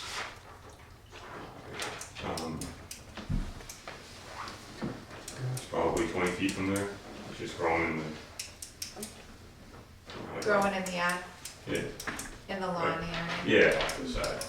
Yeah, I mean, I wouldn't transplant it right now, but in the fall. Yeah, yeah. Yeah, 'cause It's we're probably, We're outside the growing season right yeah. now, but, so what about the area that's more between you and your neighbors? Do you have a photo of that? Can, This is, I don't know why I got it. What do you mean in between the neighbor? you know that peninsula area that was right between your two properties where you Yeah, cleared? yeah. What does that look like now? It's grass. It's it's lawn? Well, it's whatever grew. Oh. I didn't plant anything, Yeah. it just kind of grew by itself. Okay. So how deep does this go before it's trees in here? Is this like 20 feet of, No, it's not 20 feet, it's probably 10 feet, 10 feet? yeah. 10 to 15, depending on, And, okay, and the Is it- stake represents that's the conservation, conservation land? that's the plan. Great, okay. We I was have, just letting it grow. we have post-it, we have placards. I mean, if you guys want, maybe we'll just put some placards up there, cause when Matt no longer lives there again, people might not realize, cause we have the signs that are actual, not wetland, but conservation land. Might be a good Oh, idea. yeah, those ones are up at Broad Cove, right? Yeah, Yeah, I know what you're talking about. so maybe we'll get you some signs. Would you be amenable to put maybe like 2 or 3 up? Yeah, I can, The signs are just little round things. Yeah. Yeah, they go on posts, you choose the type of post, if you just want wooden posts, if you want metal posts, that's fine too. yeah, I'd probably do metal, but probably last longer, I think. It's done with us. And then we'll just be done with this, Yeah, that would be great. I would think so. We would too. We don't like the 3-page. Isn't Joey coming every month?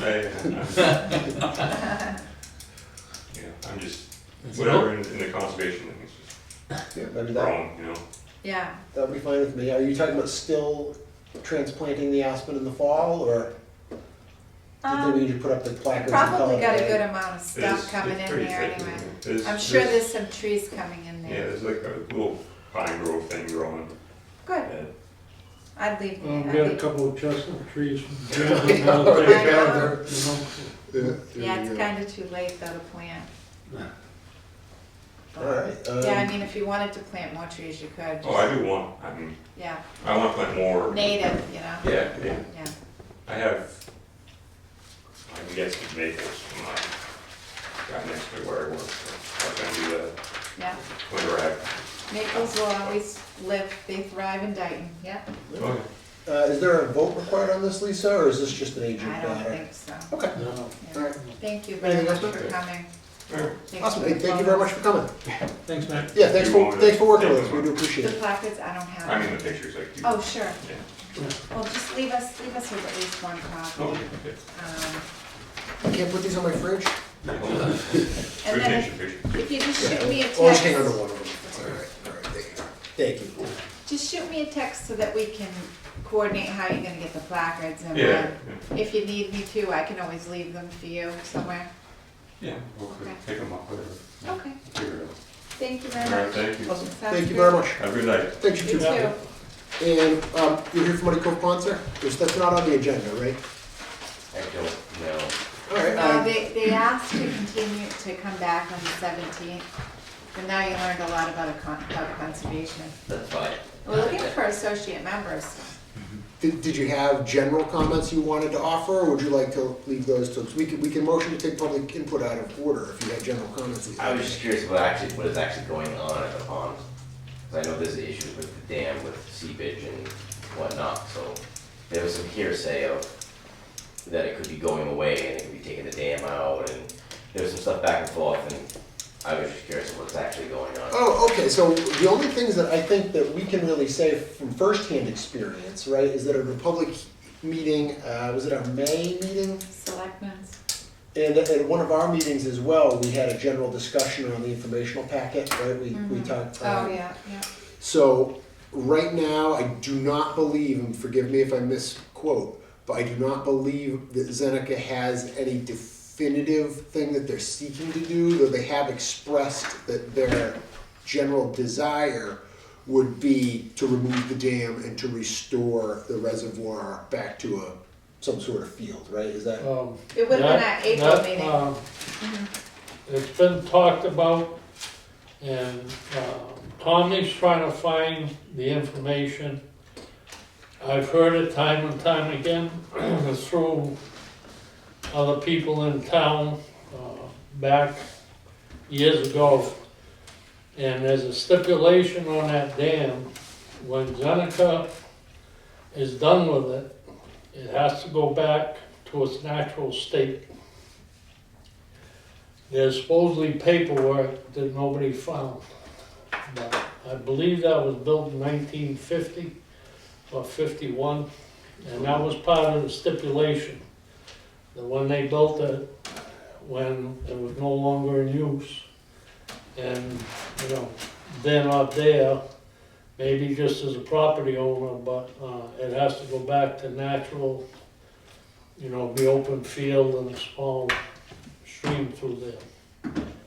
And Tommy's seen it, but he can't find it. And I've heard that probably from 8 or 9 previous town fathers and people within, you know, town government, you know. So, you know, whether they'll push it or not, don't know, but I wouldn't be surprised if Zeneca probably doesn't want the liability, so it'll probably come out. So, but I mean, you can't quote me on that. Yeah, so That's nothing, probably what's gonna happen, you know what I'm saying? nothing definitive at this time, that's all we can say. Yeah, but I mean, yeah, it's, you know. As Tommy Ferry would say, nothing new to report. Well, yeah, but, you know, like I say, no, it's, you know, people have asked and, you know, that, one lady we should have asked, she just passed away, Betty Rose. Fire for what? She probably worked for the town for 40+ years about her. She was a secretary. But, you know, but she was knowledgeable on a lot of that. Nobody went to see her, so. But, Mr. Chairman, Yes, Nancy, if I may, please. Chair, when I was a selectman, and my term finished in 21, and I didn't run again, I was actively involved with AstraZeneca regarding the dam and also property on 3 lots on Main Street. I asked them if they would donate that land to the town, the 3 lots, which they did, and separate those 3 lots from the dam property. In other words, we know the dam property is a whole different ballgame. So we had the land tested. We did accept the 3 lots at town meeting, and they're on the north side of Main Street. By acquiring that property, you can actually walk from Brook Street, the land we acquired, which is the western half of the Segregansett River, through the backlands on land that belongs to the town of Dayton. So this is a potential hiking trail, recreation, so forth. Getting back to the dam, I can't go into a lot of details because some of the negotiations were closed session. It was left that the town would be willing to accept that property if an engineering study was done at AstraZeneca's expense to bring the dam up to the next level. I think it's been considered fair forever, at least ever since I can remember.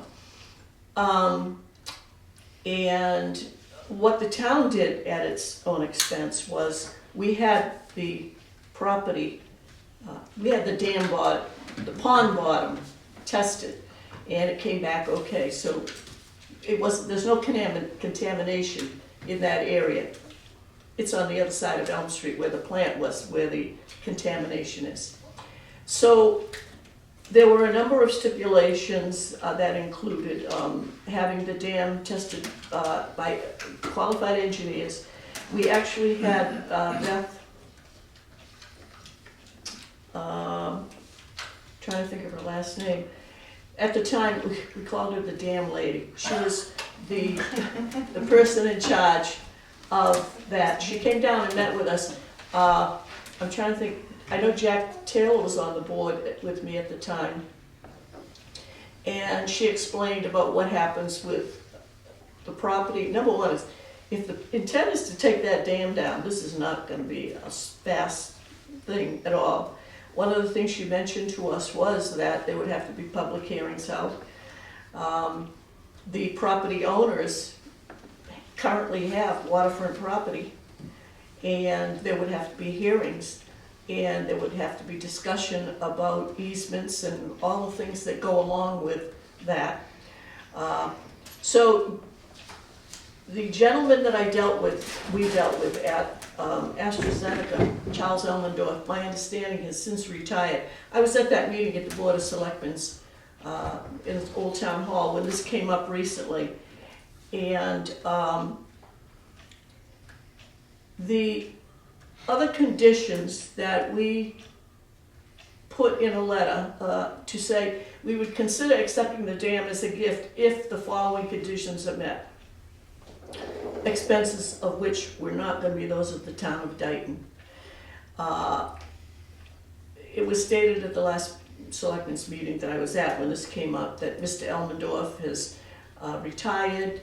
The gentleman that made the presentation at the selectmen's meeting was the gentleman who works for the engineering company who's responsible for cleaning up the hazardous site. There were statements made that night that were not true at all, and which I did refute when I got up. And it was, I found it upsetting when somebody who is trying to convince the town or the townspeople this thing has to come down, with statements like it's going to turn into he talked about a bathtub with scum and stuff, and I said, that's never happened. That pond has never had that condition. So anyhow, it was sort of taken under advisement. Nothing was done. But from what we were told when we met with the dam lady, this is not going to happen overnight. If the town says, absolutely, we don't want any part of that, we don't want it because whoever gets it, there's a liability. All right. So to eliminate all that, they would have to get involved with a lot more. So again, I don't know of anything moving forward on this. So I'm not telling you something isn't gonna happen, I'm just telling you what my involvement was. And this is not an overnight thing.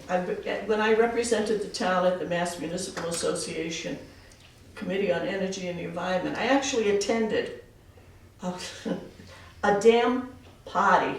It was on Route 117 in Lancaster. The Weeki Peaky Brook was dammed, and there was some kind of a building, a mill, something there. But it actually was taken down, and there was a celebration about the fish swimming upstream and all that, and it was just a meandering stream. But it takes a long time. So, and again, there's got to be public hearings. So I hope that gives you a little relief. It doesn't answer the question totally. Thank you very much. It does. My concern isn't so much now, it's the whole point of me buying the house that I bought on Elm Street across from the pond, was because the pond was there. My intention was when I'm retired to walk across the street and go fishing. Gotcha. So you will have extensive opportunities for public input, as Nancy said. Beth Lambert is the damn lady. I don't know if she's still in that department, but when she met with the Board of Selectmen to give us advice, it was Beth Lambert. Excellent. Thank you very much. We do have another 2 pages worth of agenda, so we're just going to return to our regularly scheduled programming now. Thank you very much for coming. No, thank you for coming. Under enforcement, we've got review, discuss Act 2371 County Street, map 20, lot 65. Most recent update is an email from North County Group was received 6/23/2025. It was 6/20 actually. 6/20/2025. What was the number? 2134. Lisa, would you like to bring us up to speed on 2371, unless you feel it's an executive session matter, in which case please just tell us that and we'll discuss it at a closed hearing at a later time. There's no new information, only what was received in the email. Jack needs to be brought up to speed because he didn't get the email. Okay, so hold off on that till a later time? Yeah, that's fine. Well, you know, we're just looking to see if they started work, which they haven't started work. I asked Bill to go out there today, and Bill, the work's been started, so. And Yeah, nothing in the other location. okay. So now we just killed 2 items. Yes, the email that he sent did state, he did send an email on the 23rd. I was checking my email. He did send an email on the 23rd. Oh, I only got one on the 20th. Oh. The one on the 23rd stated that work will begin at 880 Hart Street next week and pictures will be forthcoming. Yep, I saw that. Okay, yeah, because that was this one. I sent a screenshot to Matt, and I thought, so this is this one you were talking about, was the 20th. If you look at that. Oh, maybe he resent it. Yeah, I have another one sent the 23rd that says exactly the same thing. Okay, well, anyway, so we'll be Tomato, watching tomato. for the notification. Right. 2470 Pleasant Street. Previous filling made to wetland on property. Agent sent a second certified letter on 4/10/2025. Email from owner received 5/13/25. Yeah, on that one, the owner responded on 5/15 that he is providing us with an update. He's entered into an agreement with Outback Engineering to conduct the initial engineering and planning for work. Good. For the mitigation. He'll let us know when he has the proposal for the work. Okay. Okay, it's good stuff. Yeah. 880 Hart Street, we did just discuss. Was there any further discussion on that, or just where we left it? No, that's fine. 1070 Smith Street, wetland violation, cutting and clearing. Follow-up letter sent out on 12/30/24. Zenith Consulting contacted Lisa 1/2/25. They are working with the filing on coming to us soon. Agent observed great work on the property May 7th. Agent emailed owner and consultants on May 7th to stop work. Site visits on May 29th. RDA with proposed plans submitted 6/9/2025. Correct. All right. And this is the one where the abutters went notified, with the Gotcha. wrong address. So they're Gotcha. coming back on July 17th. 1030 Oak Street, map 6, lot 27, wetland violations, clearing, cutting, filling, site visit with new owner, Olivera Investments, care of Ronald Olivera on November 12th, 24. Notice of violation sent to 10 via certified mail. Restoration work with erosion controls is underway. Update? Bill. Deferring to Bill, he's my designated site inspector over there. 1070, 1030 rather. We're talking about 1030 or 1070? 10:30. 1030, okay. 1030, nothing's been started there. No, 10:30 Oak? Oh, I'm Yes. sorry. That's okay. You said it was. 1030 Oak is all set. That was all graded off. Silt socks were still in place, and they basically did a nice job actually. I drove by. The It looks slab, nice. yeah, the Looks really slab's nice. been removed. Nice job of grading off and seeding. Nice, I walked awesome. all through it, yeah. Awesome. And on another note, they just lowered the price. Hey, Is even that better. right? On the 1030, really? That's a good sized piece of property. Excellent. We already did 2134 Horton, so now we're on to 260 Country Hill Drive. Complaint received, new buffer zone violation observed 4-9. Site visit conducted 5-5. Good update for us, Lisa? I wasn't able to reach them, unfortunately, but the last communications Dave and I had in the field with them was it sounded like the owner's son was willing to do some restoration work on the property, and he wanted to work with us to figure out what to plant. We're kind of past that, we're definitely past that planting stage, so all the planting stuff is gonna be pushed back on the agendas for like September now. Okay, so can we just reach out to them sometime over the summer to see if we can get them on for maybe like August so that we can discuss what their plans are gonna be? Yeah, definitely. Okay, cool. 662 Somerset Ave, map 9, lot 18, complaint received, new wetland violation observed, 423. Oh, I just did that in backwards order. The one I just gave you the update on was 662 Somerset Ave. Oh, okay. All Sorry. right, that's okay. 260 Country Hill?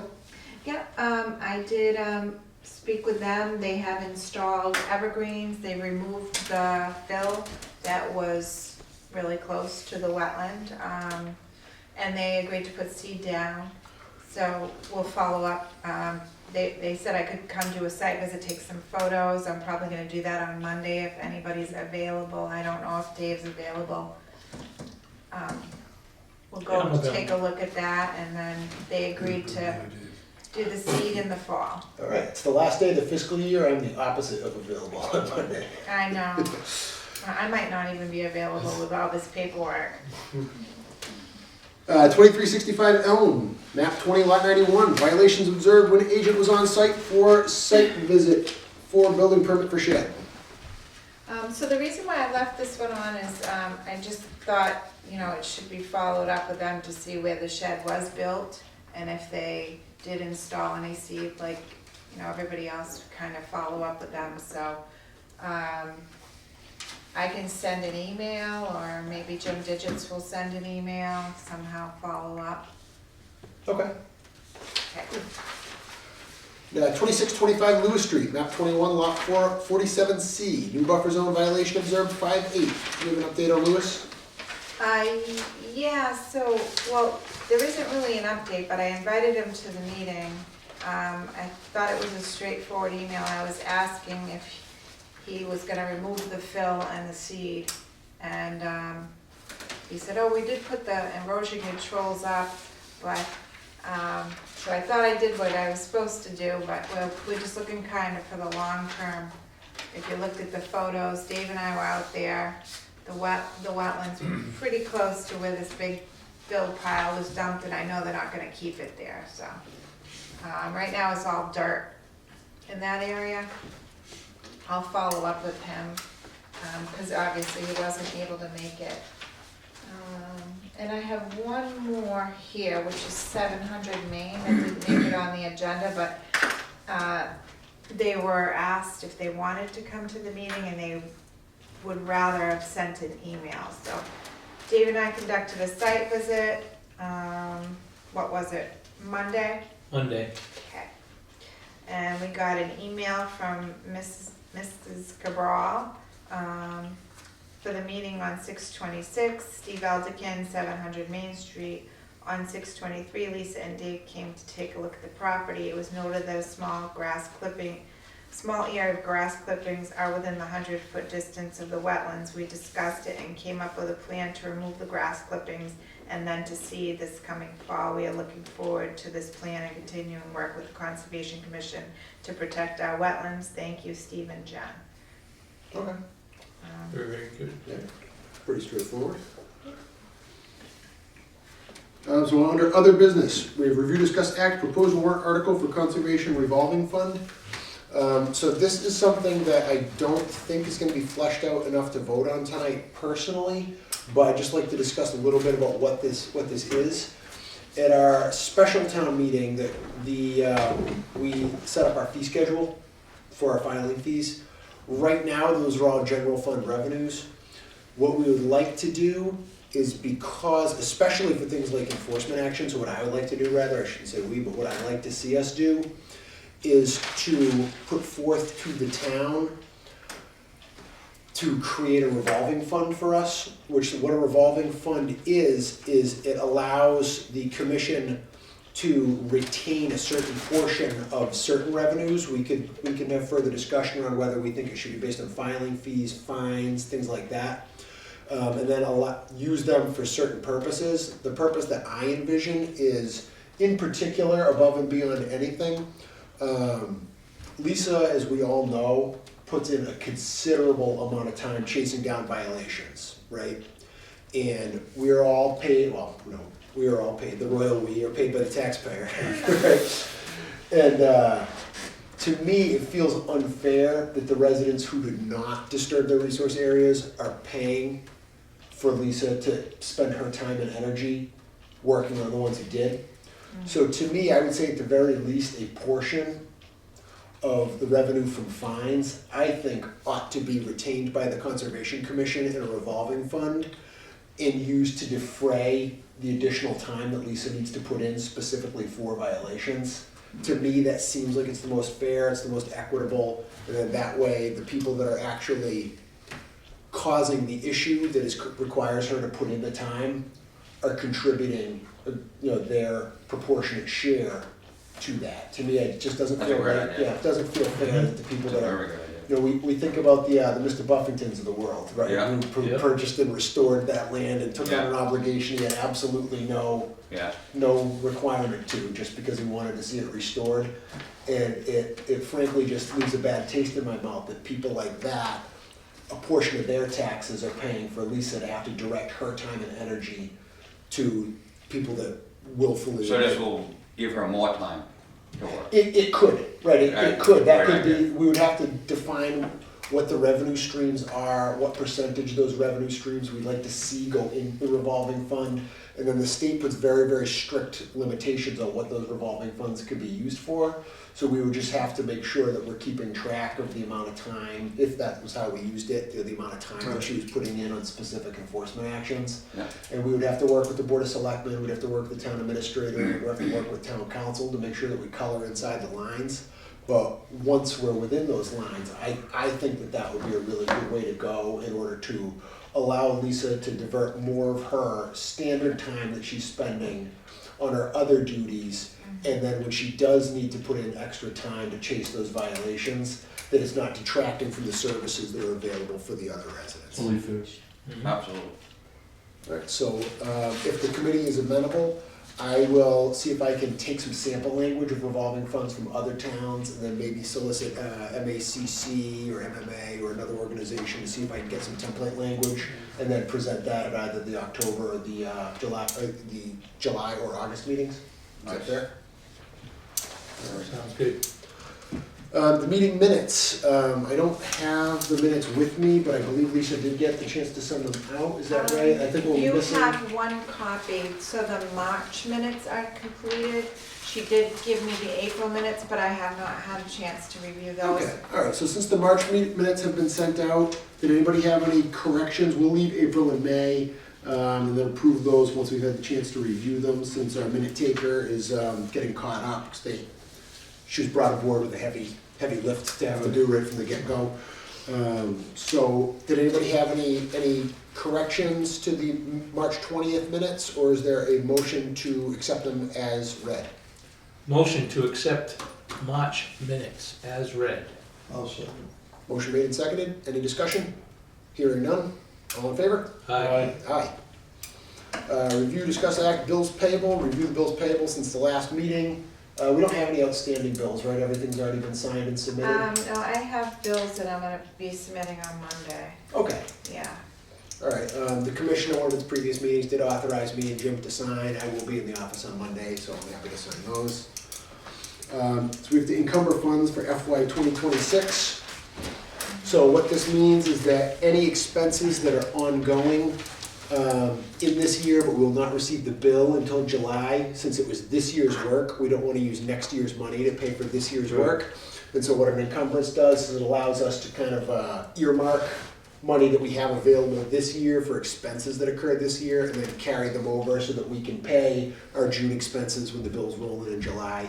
We do have a couple of invoices from Gay and Gay. Gay and Gay's office is currently tabulating exactly what those are gonna be, and they're gonna provide us a couple estimates, because a few of them, as I understand it from my conversation with Lisa, are cases still in progress. And so they'll give us our best reasonable estimate, that we can submit that as supporting documentation to the accounting office. Lisa's training that she took the other day was also purchased on the town credit card, even though it's a June purchase. The credit card statement, for some god-awful reason, closes the 2nd of the month. They generate the statement on the 3rd, and I'll receive it on like the 8th or 9th. And so what I'll do is, I have all the credit card expenses, so I'm happy to do the encumbrance for that. And, Do you need a separate fund, a separate account for that? Or do you, how do you go about it?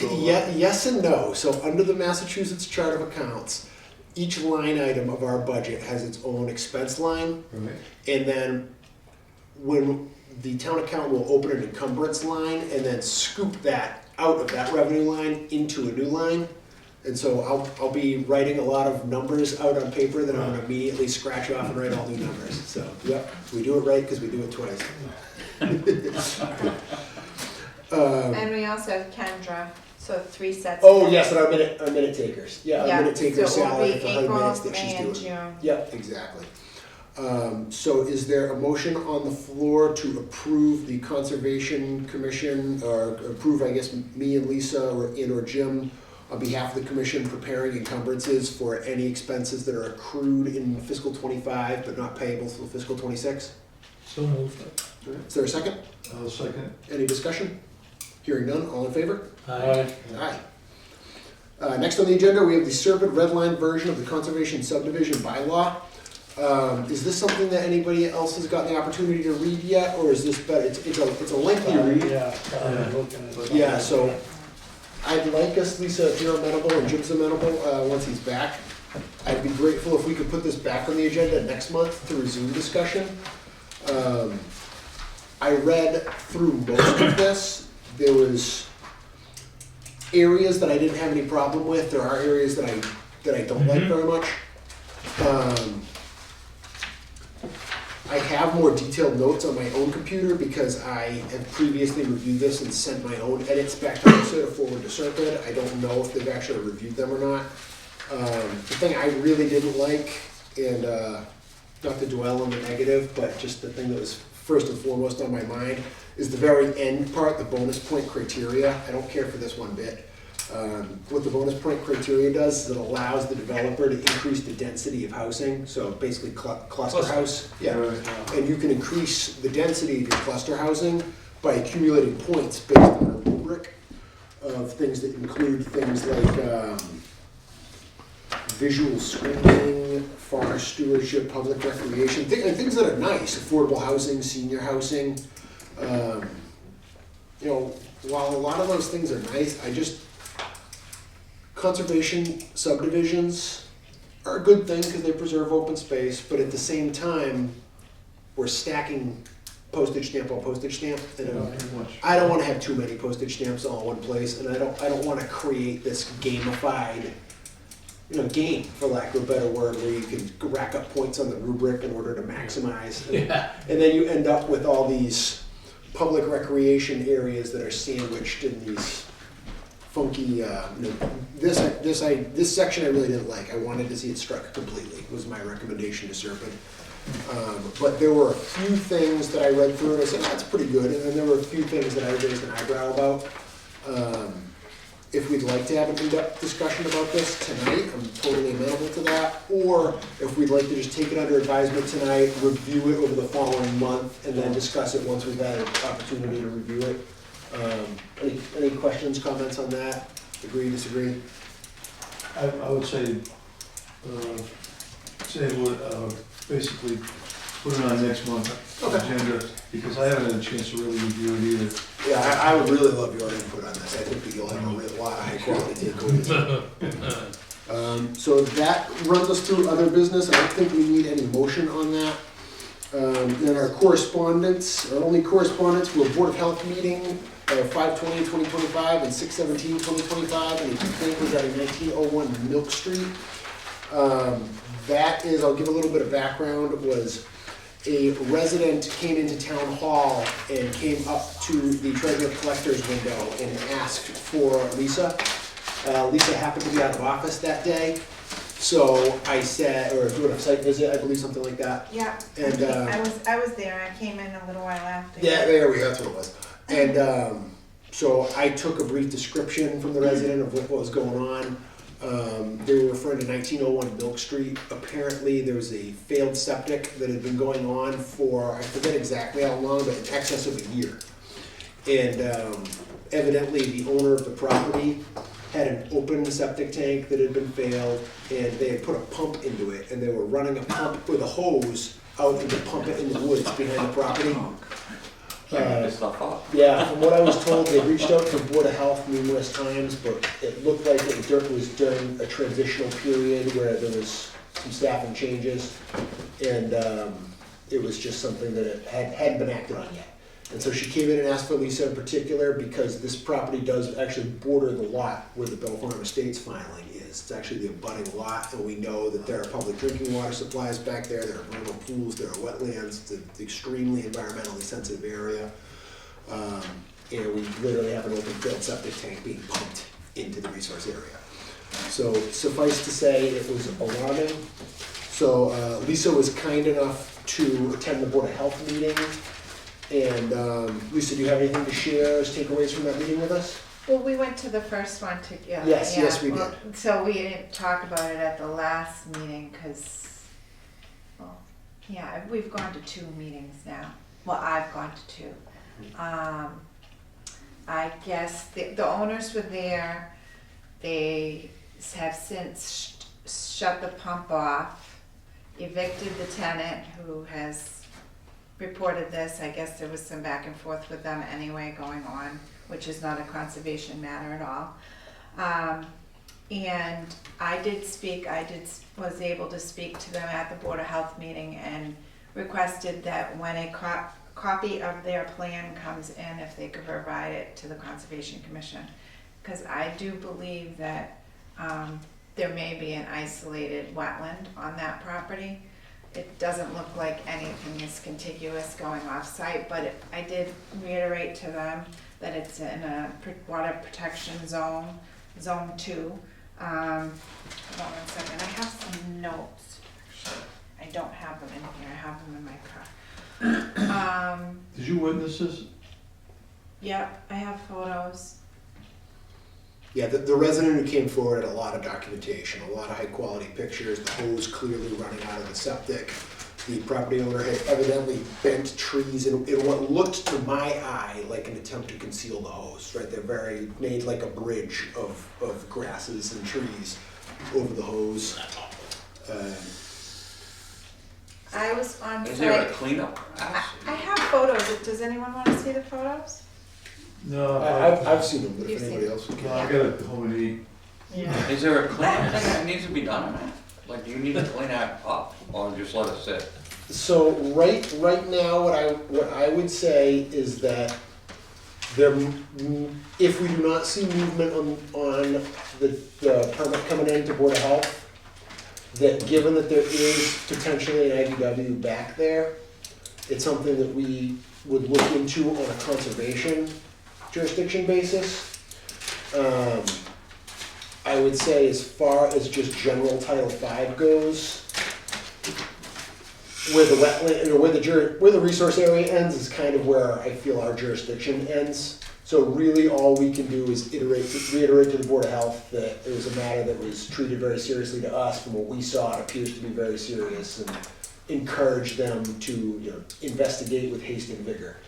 And really, unless there's an articulable wetland issue or something that allows us to act and issue, a notice of violation or something like that, I think really all we can do is work with other town officials to impress upon them the need to act and let them know that, we stand ready to assist them with anything that we can help with. Yeah, okay. Yeah, I mean, I would like to be able to coordinate with, I believe it would be Mr.